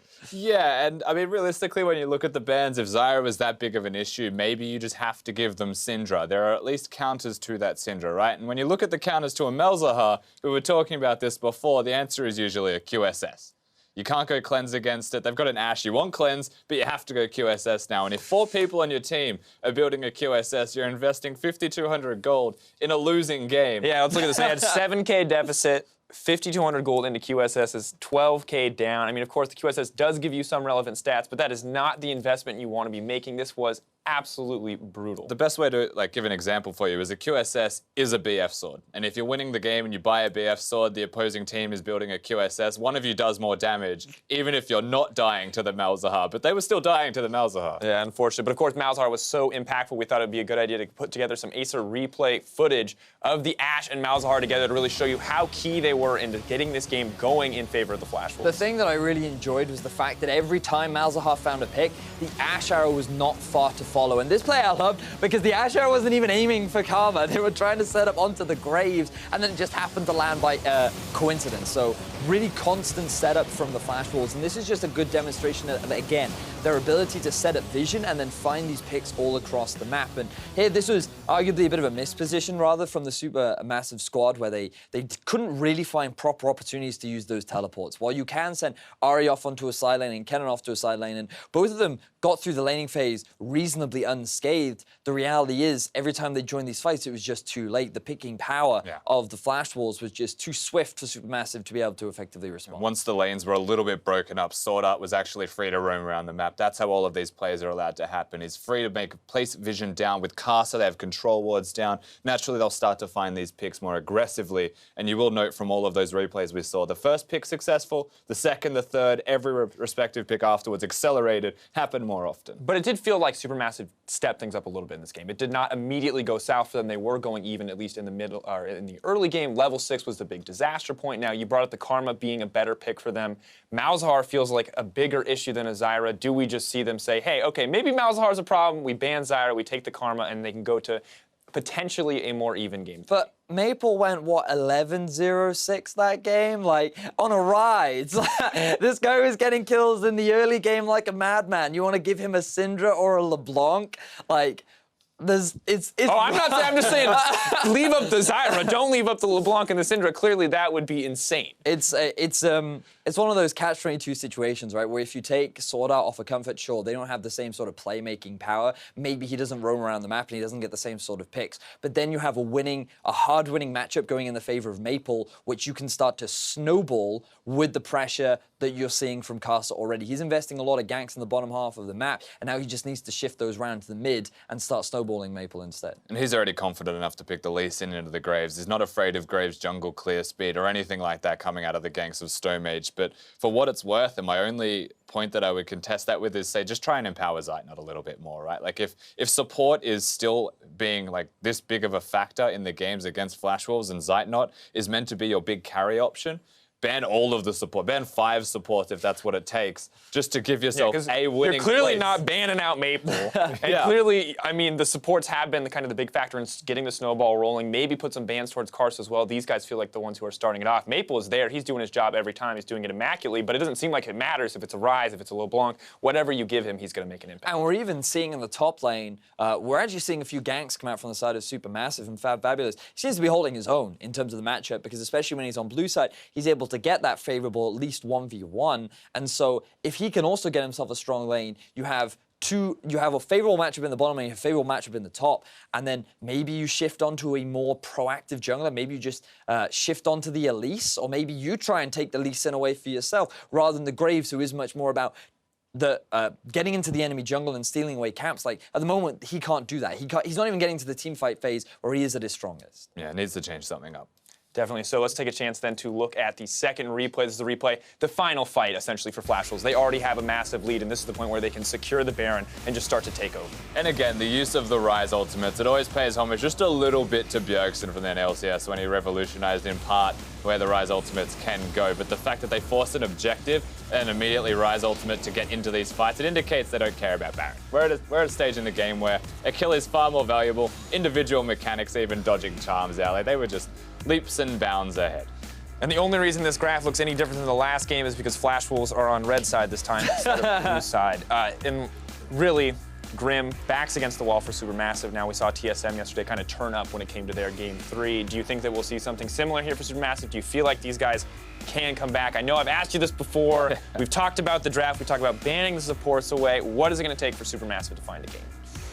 Well, what would be really nice is if the support didn't do more damage than both your AD carry and your jungler. I feel like that we talked about, or rather you talked a lot about Sword Art being the sort of silent hero, and we're just seeing it so much, and I agree with Rusty. Maybe you just have to take him off of something that he can have so much impact on, because as a player, he has been around the professional scene for quite a long time, and his ability to control his team and dictate the pace of the flow, I think is a big part of the success of the Flash Wolf. I will say, I told them to play a little bit slow, more calm League of Legends. Obviously didn't work. I think the only thing left for them now is to go all in, pick a Blitzcrank or something crazy. Throw it, just everything. Go full Gigabyte Marine sold it yesterday. You go aggro, you take fights. All right, well, we might just see it. It's match point for the Flash Wolves. We'll see if they can 3-0 Supermassive to claim their spot in the MSI groups. Game 3 is coming up right after the break.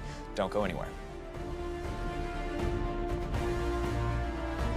Medi has that opportunity. Dumbledore is the one. He is the target. Lockdown already by Sorda. Gives a clean first blood. MMD still needs more time. Oh, that's a flash forward though. Onto Stomage. Arrow connects with the double doge as well. He gets locked down. Casa kick flash double doge into the back line. Stomage trying to go toe to toe. We'll get taken down by Sorda. Zainot turns one back around with the Realm Warp. Brings Maple into the team fight. The Massive stand and deliver, but can they stand and deliver against these two? Zainot will try to flash. He will lose his top laner first. Can't even take down MMD with him.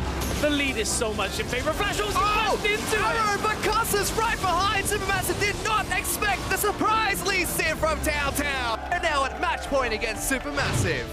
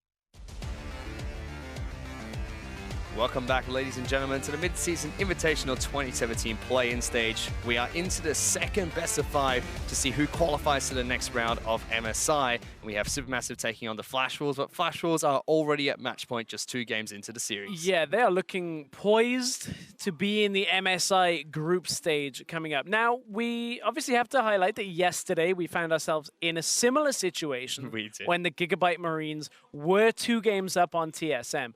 Now, TSM did bounce back, but I think those games, even leading to that point, were not quite as one-sided as the Flash Wolves games so far. So there is still a chance for SuperMassive. We'll see if they can channel some of that bot lane focus play that we've seen in the play-in stage already, but it's an uphill battle for sure. It certainly is. SuperMassive have been holding on early, which we expect from them. They've done it throughout the play-in stage, but again, where they have faltered, not only during the last stage, but now against the Flash Wolves, is mid-game. It's 10 to 15 minutes where Flash Wolves decide, all right, in 5 minutes, your Nexus is going to explode whether you like it or not.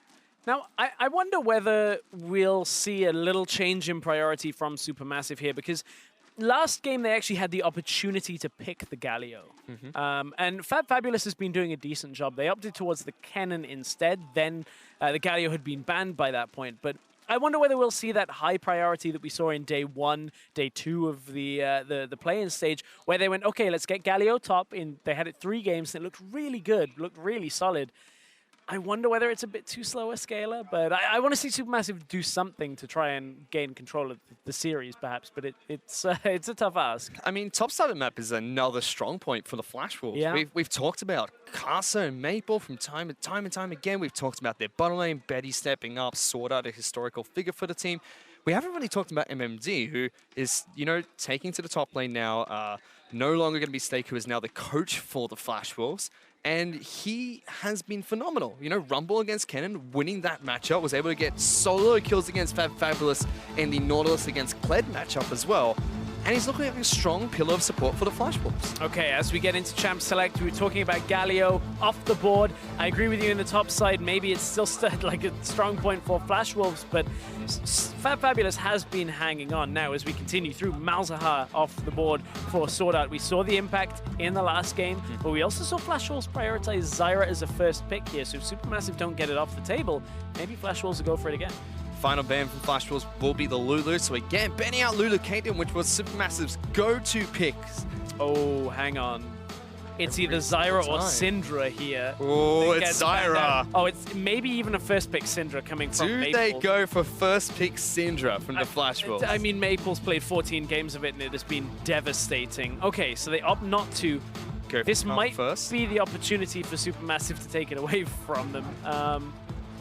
But do they just go Syndra Lee and say, okay, we're just going to try and fight you at your own game? Or will it be the Graves that comes through with the Ashe like in previous games?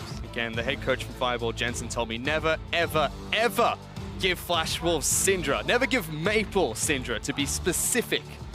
SuperMassive have yet to take away that mid lane champion. Instead, they get Ashe and they get Lee Sin, and we will see Maple pick up Syndra heading into game 3. So I like the takeaway of the Lee Sin. Now, do we go to the Graves later on in the draft for Casa? I think at this point, Flash Wolves just go, okay, let's pick a good bottom lane, because we already, in our minds, we've already won mid lane, right? Echo is the likely counter pick here.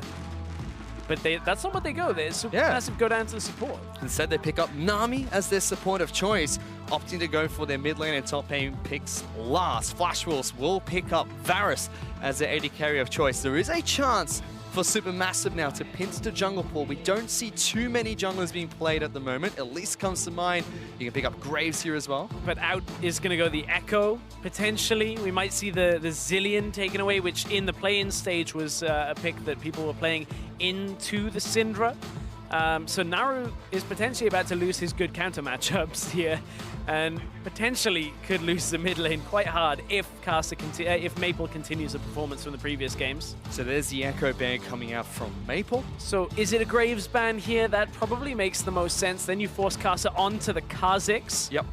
I don't know whether it'll be Zillion here or whether it'll be something like the Orianna or the Ahri that we've seen try to be played into the Syndra. I mean, bear in mind, Kha'Zix is still a very comfortable champion for Casa. He's played it almost as much as his Lee Sin and his Graves. Let's see if that's the champion he does go towards. Shen is the final ban from the Flash Wolves. We get a Fizz pick coming out from SuperMassive. Gigabyte Marines do flex this in the mid lane for Optimus. Let's see if Naru's going to do the same thing into the Syndra. And Naru played all the way through a ton of different metas. I know Fizz is a champion he can play, so it is a flex potential here. But that means Flash Wolves can just pick lanes that, to some extent, do well. Now, I'm expecting it to go to Naru because it is a good pick into the Syndra. Typically can control that Syndra matchup and mitigates a lot of the presence of that level 6. Ooh, we let spoke the about hunt Kha'Zix, but it's the Rengar that comes out. Now, if we see MMD go for something like a Nautilus, that's where the flex may come out. If they Nautilus here, they pick badly into both matchups here. We saw that mistake happen from teams up against the Gigabyte Marines. This is a pick we see very commonly blind picked into the top lane. Yeah. Gragas, very strong top lane pick. We saw Hansa pick it up yesterday. Even the top laner for Gigabyte Marines was picking up as well. Stark. Both now having really good games in the champion. And it's a very comfortable top lane pick throughout most regions, only now seeing play in this series. Yeah, and MMD actually didn't play it during the regular split either. First time Gragas. First time we're going to see it. Is a fine matchup into the Rumble in the sense that you know your presence in team fights is going to outweigh the lane presence early on that Rumble has. Now, of course, Rumble TPs into fights as well, but maybe we'll see SuperMassive getting themselves ahead in these side lanes to take control of the game. But they do take a note out of the Group B friends from the play-in stage, as they will throw Fizz into the mid lane for Naru. Yeah, good matchup into that Syndra, which potentially sets up SuperMassive with the beginning of the game that they want. They've also got the Nami into the Karma in the bottom lane. As long as you take a decent trade early on, you can out-sustain that Karma significantly. Good threat at level 6 as well. So SuperMassive, this is the kind of composition that if they can prevent Karsa and Maple from getting ahead, maybe they can take control of this game. It will be difficult though. And again, Maple is on Syndra. Champion he's played way too many times in the LMS. Double digits on the champion. No other champion has come close to that number of times played by Maple. But he does have a very wide and diverse champion pool, and I'm excited to see what this Syndra is all about. And this is where we need to see Naru understanding the trading patterns in this lane. We know he can play Fizz, but Fizz into Syndra is a matchup that early on, Syndra is able to keep at a distance and utilize the spheres, get damage down. Fizz does struggle until a couple of levels have been accrued, and you can actually start utilizing some more of his kit. So I don't want to see Naru headlong charge into this lane and take a bad trade, and Maple, you know, gets Thunderlord's procs time and time again and basically wins the lane. And there's the crowd again in the CBLOL studio, getting behind the Flash Wolves. They want revenge against SuperMassive, who knocked out the Red Canids from their respective groups. And we're heading into game number 3 of this best of 5 series. Flash Wolves, if they win here, they'll move into the next round of MSI, going up against the likes of North America, Europe, Korea, as well as China. Whereas SuperMassive, if they drop a game here, they still have one more chance to qualify in that final match against the Gigabyte Marines. Oh, it's the same as game 1. This time, though, Dumbledoge gives over some extra presence in the lane. Does obviously now concede control of bot side because you have to be careful of where the Gragas, the Syndra are now, but good wards in response now, just to catch if anybody's walking back up towards mid lane. Oh, I don't quite clear that one out, so now they know where Sword Art and Betty are. Look at that, 10 gold lead for Sword Art. They're winning! They're in the lead, Stress. That's what we expect from Flash Wolves. We'll see how they can snowball this advantage in bot lane.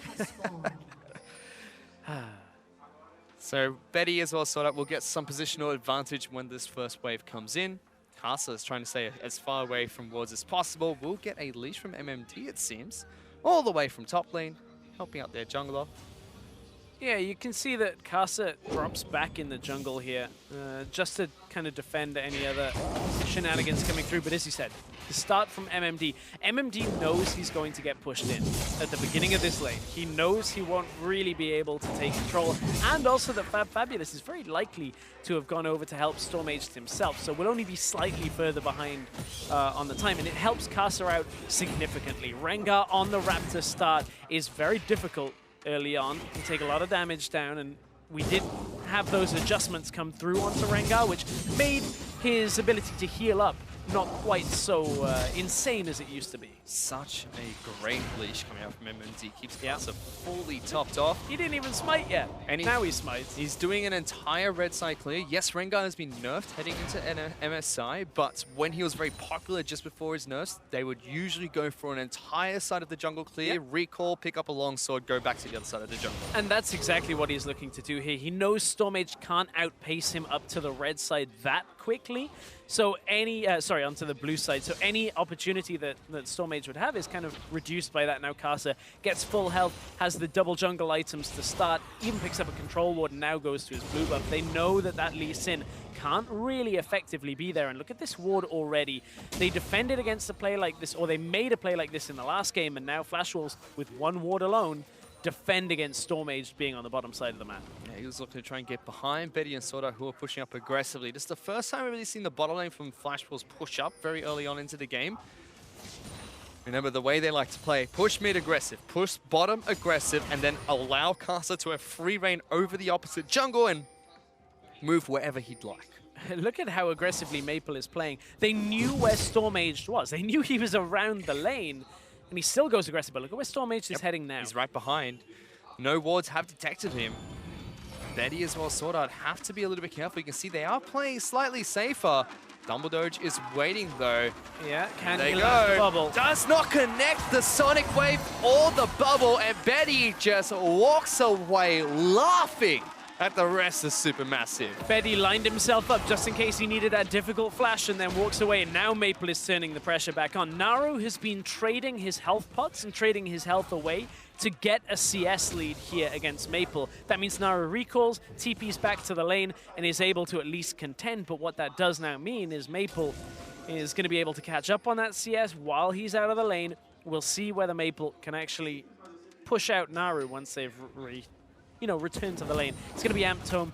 Maybe he's waiting for Doran's ring at this point to get in back to the lane, but Naru should be in a fine spot.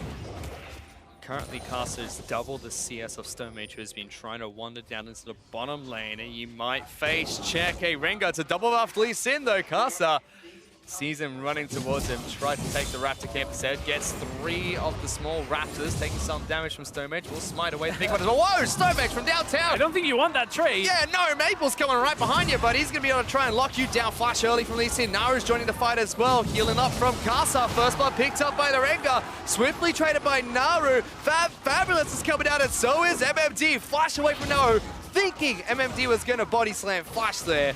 Blows a summoner, but it's just a 1-for-1 trade, and Fabulous slowly burns the Gragas alive. MMD TP'd into the back of that fight to cut off Stormage, and Stormage actually kind of called the bluff there by coming back towards the fight. The Syndra stun was ready to come out, do this small enclosed area in front of Raptors, and he moves away. That inevitably ends up netting them the ability to get the kill down onto Casa, but Flash Wolves already starting to group. Naru is doing a good job so far. He's got through the early part of this lane that is tricky for him, and with that Dark Seal that he picked up, obviously enhances the ability for him to heal up. MMD was maybe looking for the body slam flash there. You watch Fabulous come forward in that lane, and you have to really respect the damage that will come from Gragas. So this is the exchange. Maple puts the damage down on Stormage, throws the spear out, and is anticipating Lee to just keep on running. Stormage puts the damage down on Casa, which allows Naru to actually pick up some extra damage and get that kill. And then Fabulous and MMD make themselves known. Doesn't result in anything more from that exchange, though. Very curious, though, from Stormage to go for that decision of jumping in on top of the Rengar. Casa was already away, had the help of Maple close by. Naru was nowhere close as MMD, running on top of an equalizer. Fabulous trying to catch him off guard. Has been doing well in this lane. MMD's going for the budget Rod of Ages build.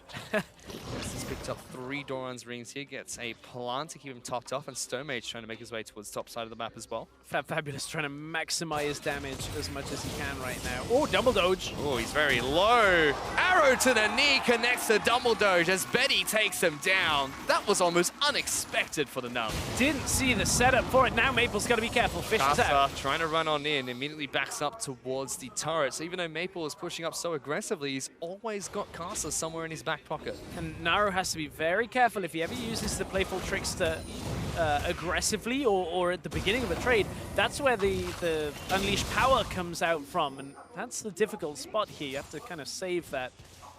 But Naru now no fish. Zainad's been pushed off the turret here by Betty and SwordUp, who are slowly taking back this lane. Here's that kill again to Dumbledore. Yeah, gets the empowered part of the Karma Q out first. And Dumbledore just goes, I can get an auto, get the slow off, right? Oh, the final minion order. Yeah, just enough damage coming out from the Flash Wolves to be able to take him down. Goodness. Now, bottom side of the map, Zainad not going to have that great of a time. Already, Varus and Karma doing very well. He was forced to use the heal after Dumbledore died to add insult to injury. Casa still waiting in the wings of this mid lane. He's ready in case Naru tries to go toe-to-toe against Maple. He's ready to get Maple ahead. To put it in perspective how far ahead Maple has been over this series in general, SuperMassive, over the 2 games in this series so far, have accrued 5 kills as a team. Maple has accrued 17 on his own. So he's been a little bit fed. You count it all together now. It's 7. Oh, no, not even that. Sorry. It's now... it's 6. Kills. They're still not even halfway there on another game. They're just over a third of the way towards Maple's kills. It's so difficult. Maths becomes hard at that point when you're like, how far ahead is he? How well has he snowballed? Come on, math's always hard anyway. Well, we'll see how Maple can, if he can rack up the kill score now on this Syndra that we've heard so much about. I like that SuperMassive were prepared to take the Fizz into it, and it's been working well. You would consider Naru being ahead in this matchup for now, even on CS plus the kill.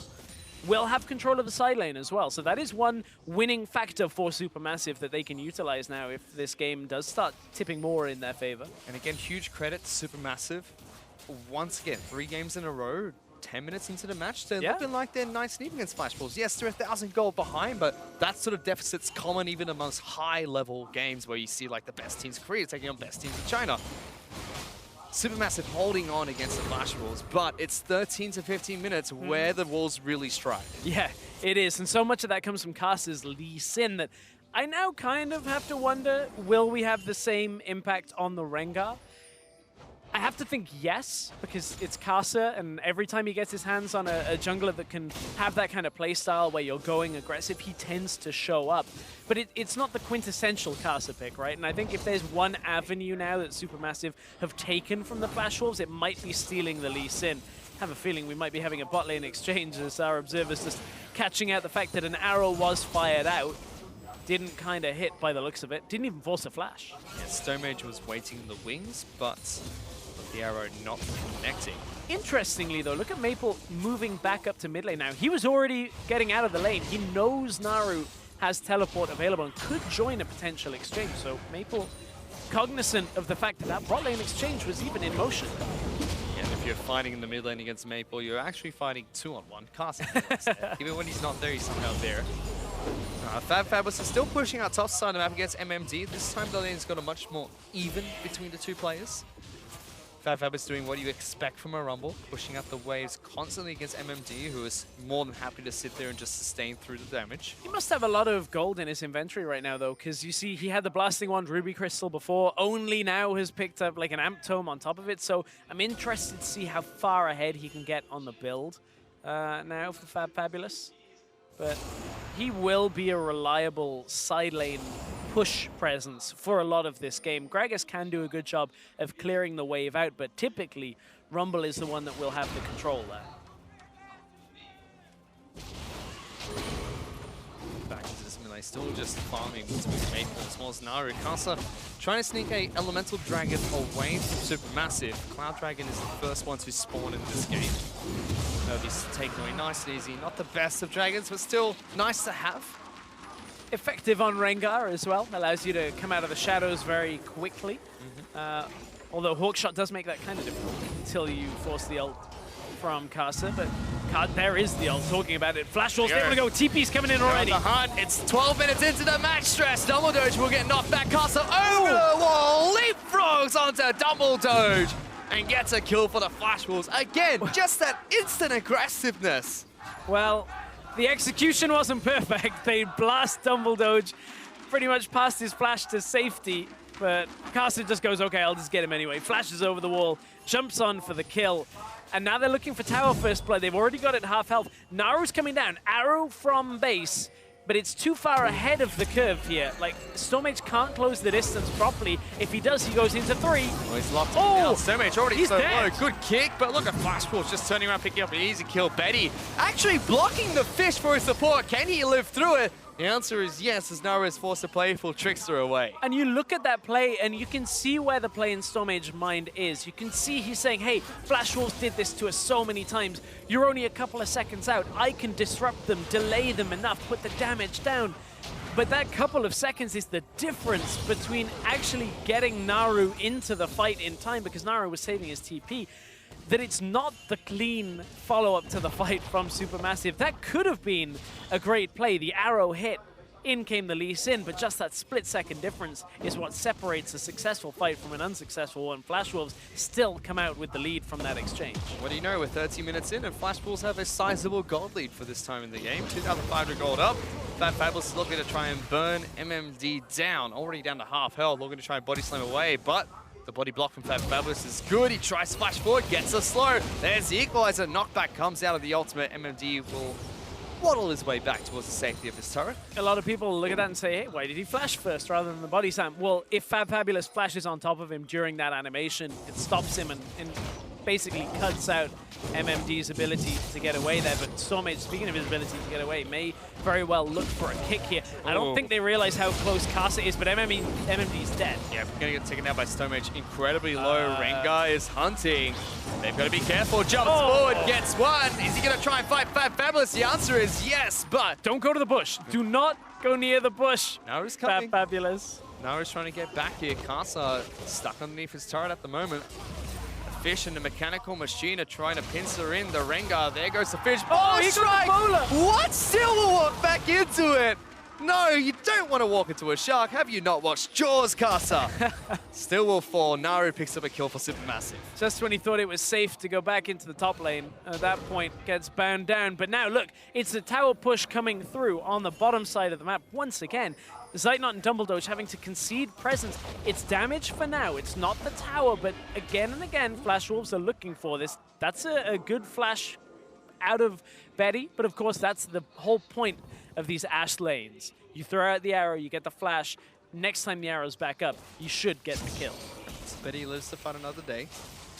Zeitnot he went fishing almost against the Flash Wolves. This time around, a lot more stable for SuperMassive. I mean, it is do or die for them at the moment. It is match point for the Wolves.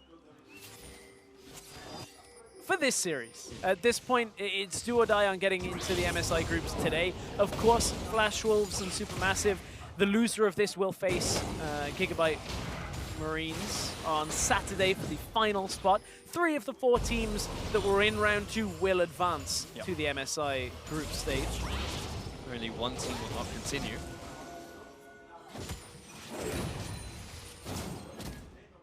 But at the way Flash Wolves are currently playing, they're expected to move on through. Yeah, feels like they've already kind of booked their travel. They're like, okay, we're going. We're just going to win really quick and clean, apparently. And some people say that this is the second best region heading into MSI.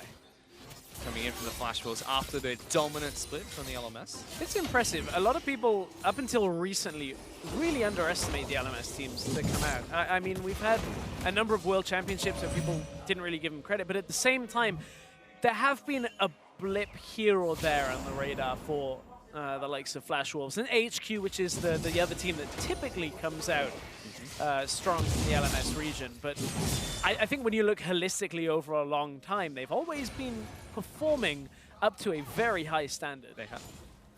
SuperMassive and Flash Wolves have a very similar story. SuperMassive very dominant in their region. Flash Wolves as well. We'll talk about how they were incredibly undefeated for majority of the split until they dropped a single game in a best-of-5 series against AHQ. But in the LMS, it's really just Flash Wolves, AHQ as well, and then maybe JT from time to time.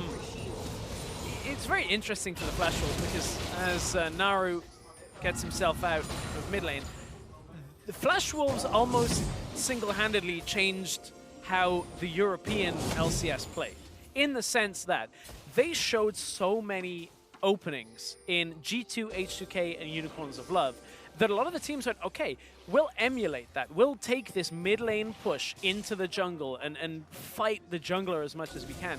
And that really changed how the teams like G2, H2K ended up thinking about the game. And that's impressive for one team at one tournament over one weekend to go, okay, well, we'll just dumpster the top 3 teams and make it look easy. Only H2K showed them some sense of fight. And Flash Wolves just ended up coming back into that series and looking very, very strong. SuperMassive now want to try their hands to take down an Elemental Dragon, second Cloud Dragon of the game to spawn. 18 minutes into the match, and they're only about 2,000 gold behind the Flash Wolves, and this will be Dragon secured. No one from the side of Flash Wolves are there to stop this. The thing for Supermassive right now is they need to somehow defend the inevitable tower pushes. You can see the low health in the bottom tower, low health on the top tower. Fabulous uses the equalizer to just clear out the wave. At some point, Flash Wolves will start a fight that is targeting those towers. They'll take a kill and try and move in on likely bottom tower. That's what they've done quite a few times. That's what Supermassive have to be prepared to defend against.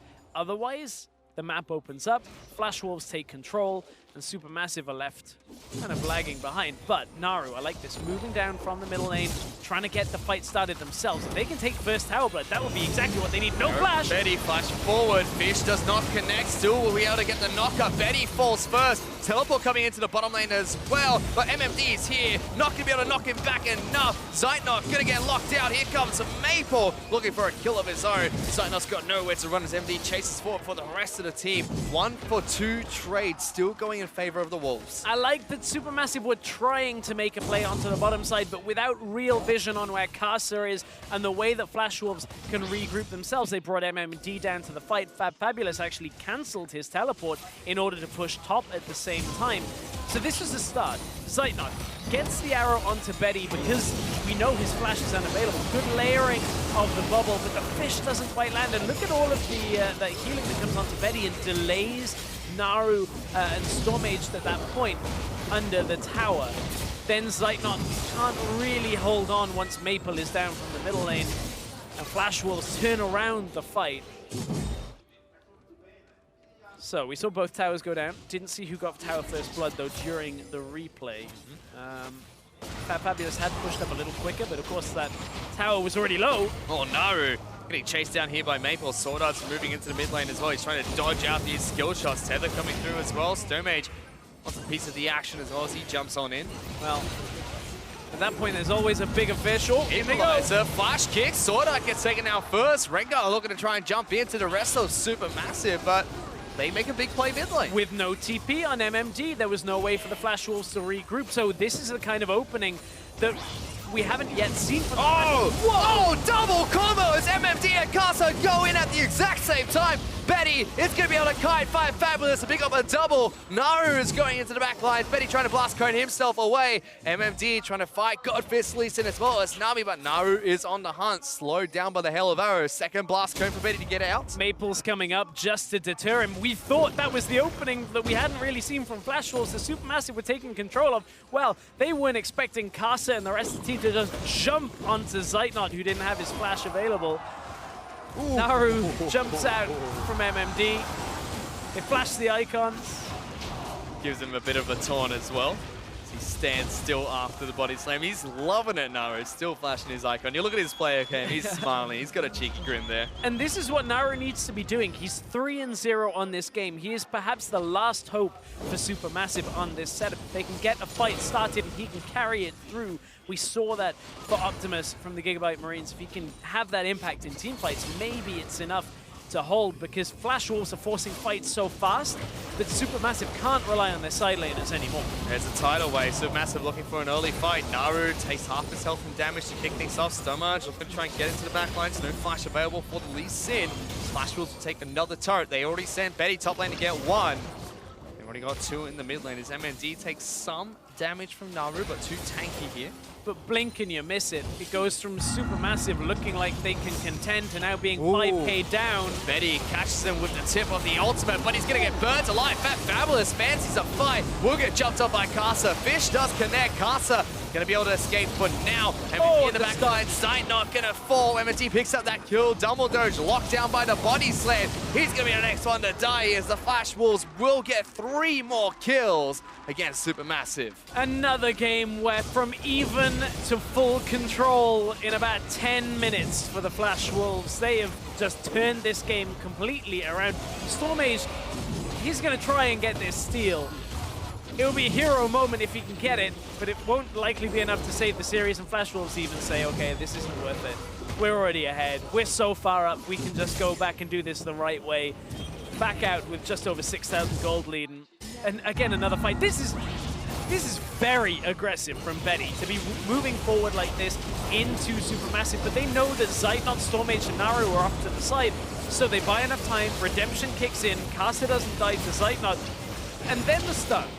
Nothing Zeitnot can do from that, doesn't have any way of getting himself out alive, and Dumbledore is left all alone. Flash Wolves, again, immaculate team fighting is so difficult to contend with.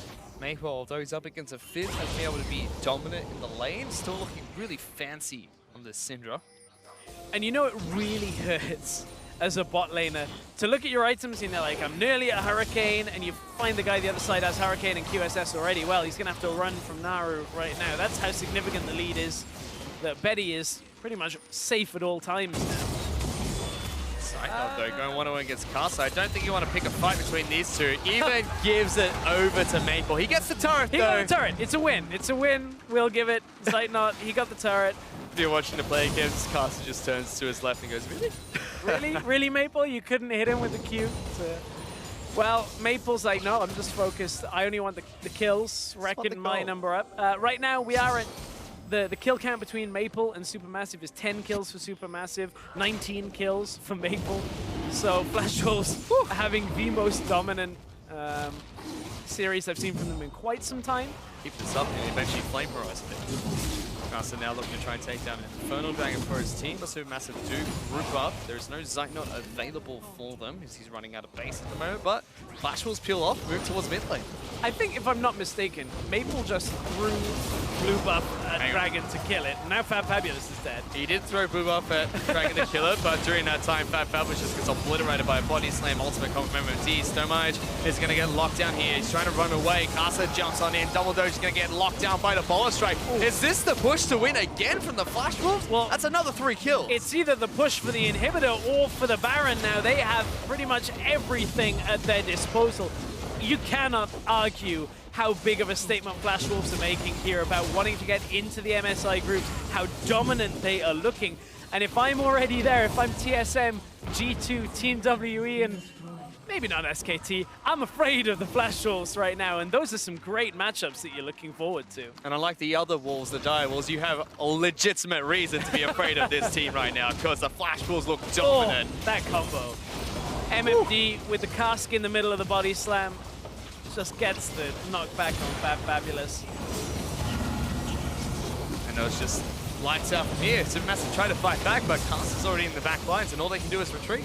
I am so looking forward to a Flash Wolves SKT rematch that we've seen a couple of times. They are the Korean Slayers. Whew. Be a very fun match to watch. At the moment, though, SuperMassive are still fighting for their right to try and advance in the MSI here. They pick up an Infernal Dragon for themselves. 9,000 gold behind the Flash Wolves at match point.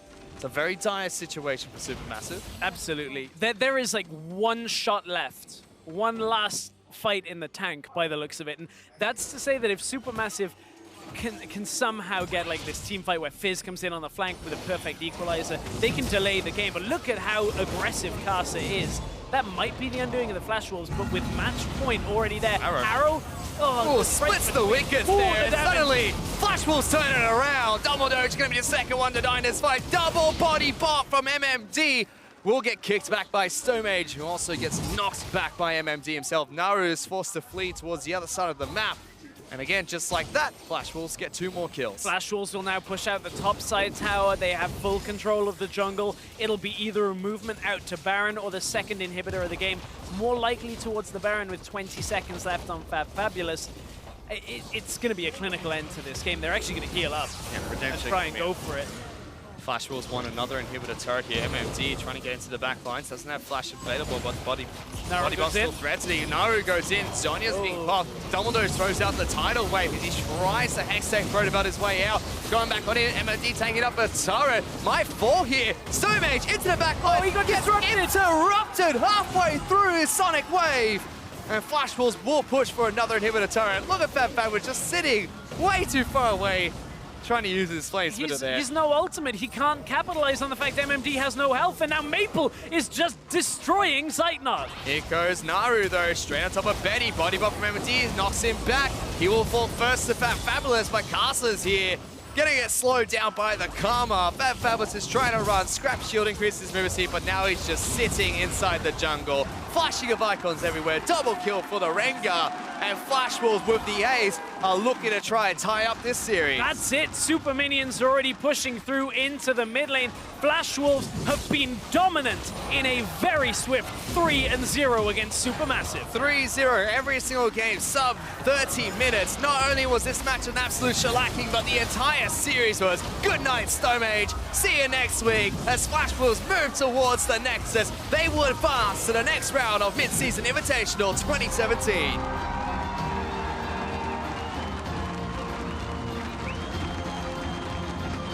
Make no mistake, the Flash Wolves have come here looking dominant. They won the IAM World Championship earlier this year, and they are looking poised to be a real contender at the MSI group stage. Man, they looked incredibly strong. You hear the crowd there. They've got the revenge they were looking for against Supermassive. Knocked them back into effectively the lower bracket to try and fight their way into the next round of MSI. We'll still see them play in 2 days' time. They'll go up against the Gigabyte Marines, but congratulations to the Flash Wolves. They advance to the next round. Yeah, they take a bow to a very, very energized crowd watching the Flash Wolves play. Quick games, but Flash Wolves, they're exciting games to watch. Always aggressive, and you can really respect the movements they have on the map, always capitalizing with the right fights to take. And it looks nice and calm for the first 10 minutes, and then 30 minutes hit, Flash Wolves are about to hit you. But for now, to break down that game and the rest, and to close out the day, I should say, let's send it back to Vetti and the boys. Thank you very much, Fish. I'm happy, personally, to be one of the boys. Of course, congratulations to the Flash Wolves. We do have an interview coming up with Karsa shortly, but in the meantime, let's take a chance to break down that Game 3.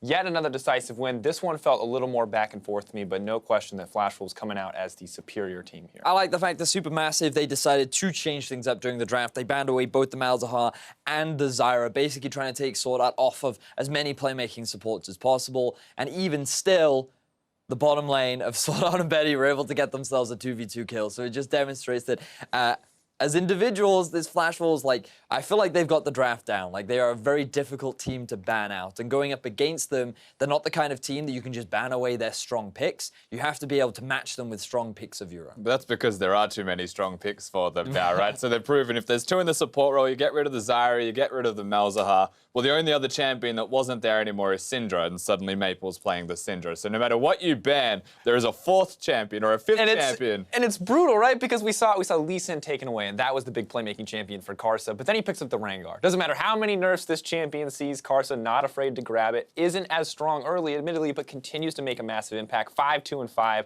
in the middle of that game, doing just absolute work.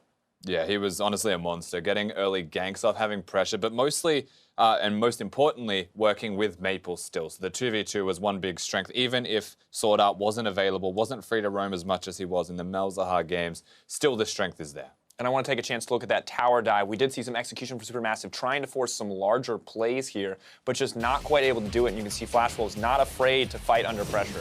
I think there were a few errors in terms of the setup, the fact that they lost their wave so quickly, but it's nice to see that Supermassive were at the very least trying to be proactive, because if they were able to successfully force their opponents off the tower, then they're able to at least gain some control over the map. But this is a constant that we're seeing from the Flash Wolves in the way in which they are so reliable in their ability to respond to any kind of move that Supermassive make. They are a team that understands the situation and can react and respond in a way that always ends in their favor. Yeah, and Maple getting there a little bit late this time around. Still proactivity from Supermassive, but for me, MMD shows up and starts to be that big player when it matters. He's always there on time. His Gragas was solid. And they just have honestly, when they're all firing, 5 separate carries. Yeah, and when we look at it too, MMB not always the guy that we want to talk about, but is very strong for the team. Had a fantastic Kled game, now coming in big on the Gragas. It looks good for him just about every game so far, and this is a strong start for Flash Wolves. If they wanted to make a statement coming into MSI, hey, we don't need to play in the play-in, we deserve a spot right to get there, they definitely made it today. And I think that it's difficult to gauge the true strength of the Flash Wolves, because I think that when we look at this matchup in particular, we saw that SuperMassive, unfortunately, were just straight up outclassed. On an individual level, on their ability to play the map, Flash Wolves are just a better team. So I think that we're still, while it's definitely an indication that this is a good team, it still makes you wonder how well they do stack up. How can they be challenged? Because today I felt like SuperMassive could not live up to the challenge. Just another day in the office for the Flash Wolves, plain and simple. A clean 3-0. Definitely had it, and it was scary too because we saw kind of a slower mid-game and then suddenly just explosions of aggression coming out from the Flash Wolves. Pull up this Acer replay right now. You can see when the Flash Wolves want to make a play, they make it happen, even if it looks at the start like it might not work out.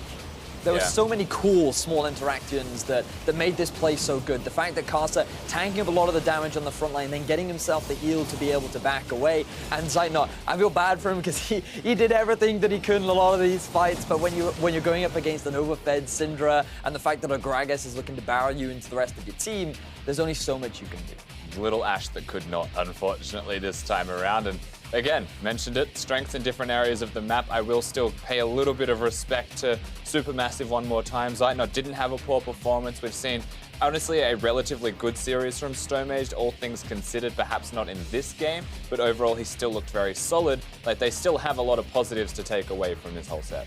Yeah, and I think at the end of the day, once again, they're not out yet. It is that double elimination bracket. Now they don't have to worry about Flash Wolves, about TSM. They don't have to worry about them yet, at least. Now they just need to focus on the Gigabyte Marines ahead of them. And that feels like a big pressure moment for these guys because, once again, 2 very different styles going head-to-head. The issue that I can see for SuperMassive is that the Gigabyte Marines emulate a very similar style to that of Flash Wolves. Yeah. The big difference, I think, between the two is the fact that Flash Wolves are not entirely reliant on this style. It's just a style that they seem to have a preference towards. But the Gigabyte Marines are a little bit more reliant. They do expect Levi to have a good early game. They need him to be a lot of the playmaking and facilitate a lot of the action around the map. And what we're seeing from SuperMassive is, sure, they try to be a little bit proactive, but a lot in terms of their execution is not optimal. So I wonder whether or not they will be able to match this early pressure that the Gigabyte Marines will be looking to try and exert. And you have to worry if they chose to play this style of game Flash Wolves for the entire series, that because Gigabyte Marines play the same way, there could be a slight mismatch. But what I would also say is that SuperMassive have now just played against the better version of the Gigabyte Marines, right? That play the same ways. So going back against them on Saturday is a very real possibility they've learned their lesson and can grow from just this set. Even though it was a 3-0 and they got spanked in 2 of the games, they could still take a lot away. And we have to expect as well that some of the execution issues may not be as prevalent in that matchup. When we saw the tower dive kind of moving forward, pushing for more on that bottom side of the map, you have to wonder if, from the side of Gigabyte Marines, if they, in that same situation, would have been able to execute so comfortably as the Flash Wolves to kind of mitigate what turned out to be a greater advantage for them. And saying no is something that the Flash Wolves can definitely do, whereas like perhaps the dive was a bad idea. Flash Wolves might say, not this time, let's set up again, let's try and do it properly. The Gigabyte Marines will do it. Gigabyte Marines are a yes team. They've only got yes, they're just proactive as heck. They will dive that turret, and SuperMassive can actually play towards more consistent tendencies. Do you think that the things that we praise SuperMassive for in their group stage performance, the patience, the warding, the kind of outmaneuvering opponents in the mid-game, do you think they're going to get a chance to move into that mid-game on even footing, or is this kind of the biggest testing ground for them against Gigabyte Marines? I think that you just have to play in a way in which you can mitigate the early pressure, right? So for a start, you have to guarantee yourself strong laners. Being able to have the push and being able to have control is extremely important because it gives you vision. And what you really need against Levi is to be able to control the map and see where he is trying to move around the map and set up these early plays. And if you can control him, then you can move into the mid game where you then have a better chance of winning out on later team fights. Well, while we have our sights on Saturday, let's take a chance to look back on today's games and today's victories with Shox, who is standing by with an interview with the victorious jungler. Thank you guys very much. I am joined here by Karsar of the Flash Wolves after a super convincing victory over SuperMassive. You guys were the favorites, but you played out of your mind. If you look at the whole series, why do you think you guys were so much stronger than SuperMassive today? 首先恭喜你们获得刚刚那一场的胜利。那回顾一下这个系列赛，你觉得你们能获得压倒性的胜利的原因是什么？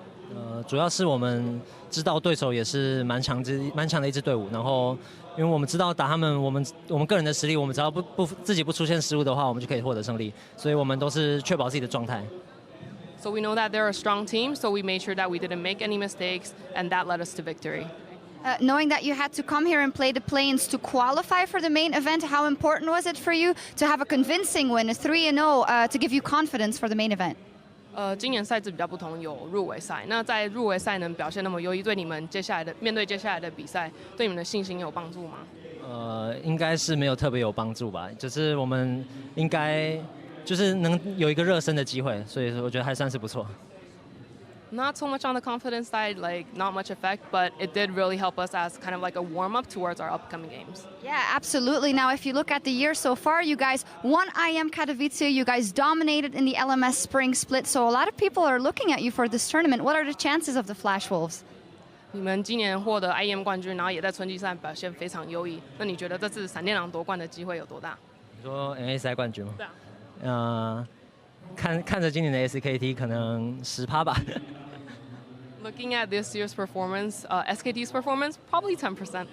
Probably 10%, but that's interesting because in the past, you guys have been the team to take games off SKT, and of course they are the absolute favorites. But come on, you have to tell us, what can you show us versus SKT? If anyone's going to do it, it's got to be the Flash Wolves. 你们以往对上 SKT 就是胜场其实是比较多的。那这次闪电狼可以带给我们大家什么样的表现呢？因为其实我们之前对上 SKT 的时候，我们打之前都其实也没有那么有信心会赢，就是又是 SKT， 然后头很痛，然后结果上去打，不知怎么的就赢了。所以这次我们也是尽力而为。So in our previous games against SKT, it was also hard, headaches, difficult times, and we won. And this time we'll try our best and definitely win against them. I'm very looking forward to seeing you guys playing in Rio. Thank you very much. Congratulations, Karsa. Thank you, Christine, for the assistance. And back to you guys.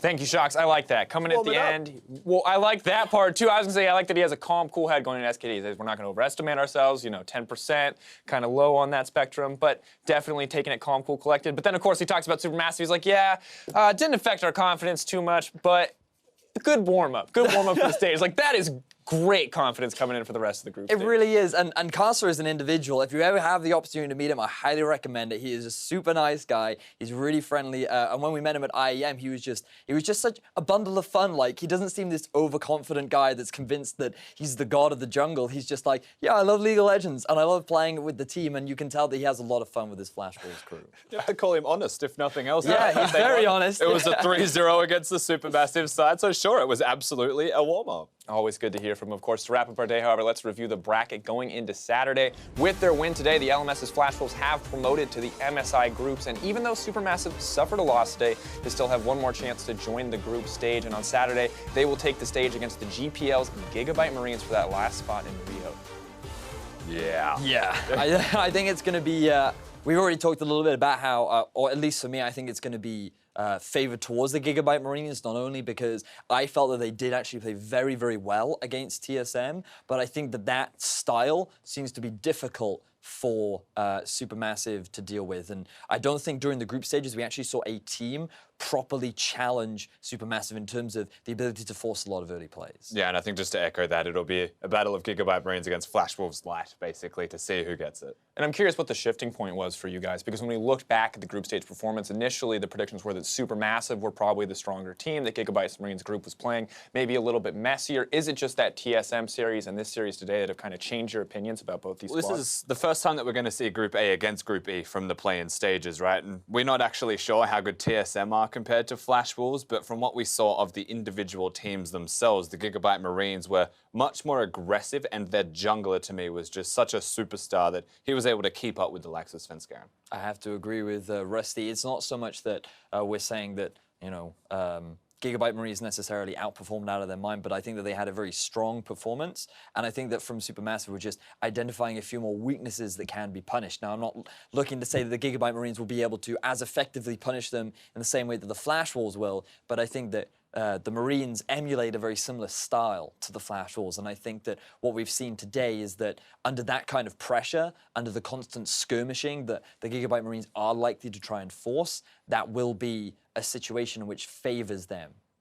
Yeah, well, definitely. We'll have to find out how those two styles clash together in our matchup on Saturday, but that's going to do it from us here. So on behalf of myself, the casters, and the entire live broadcast crew, thanks for watching, and we'll see you guys on Saturday.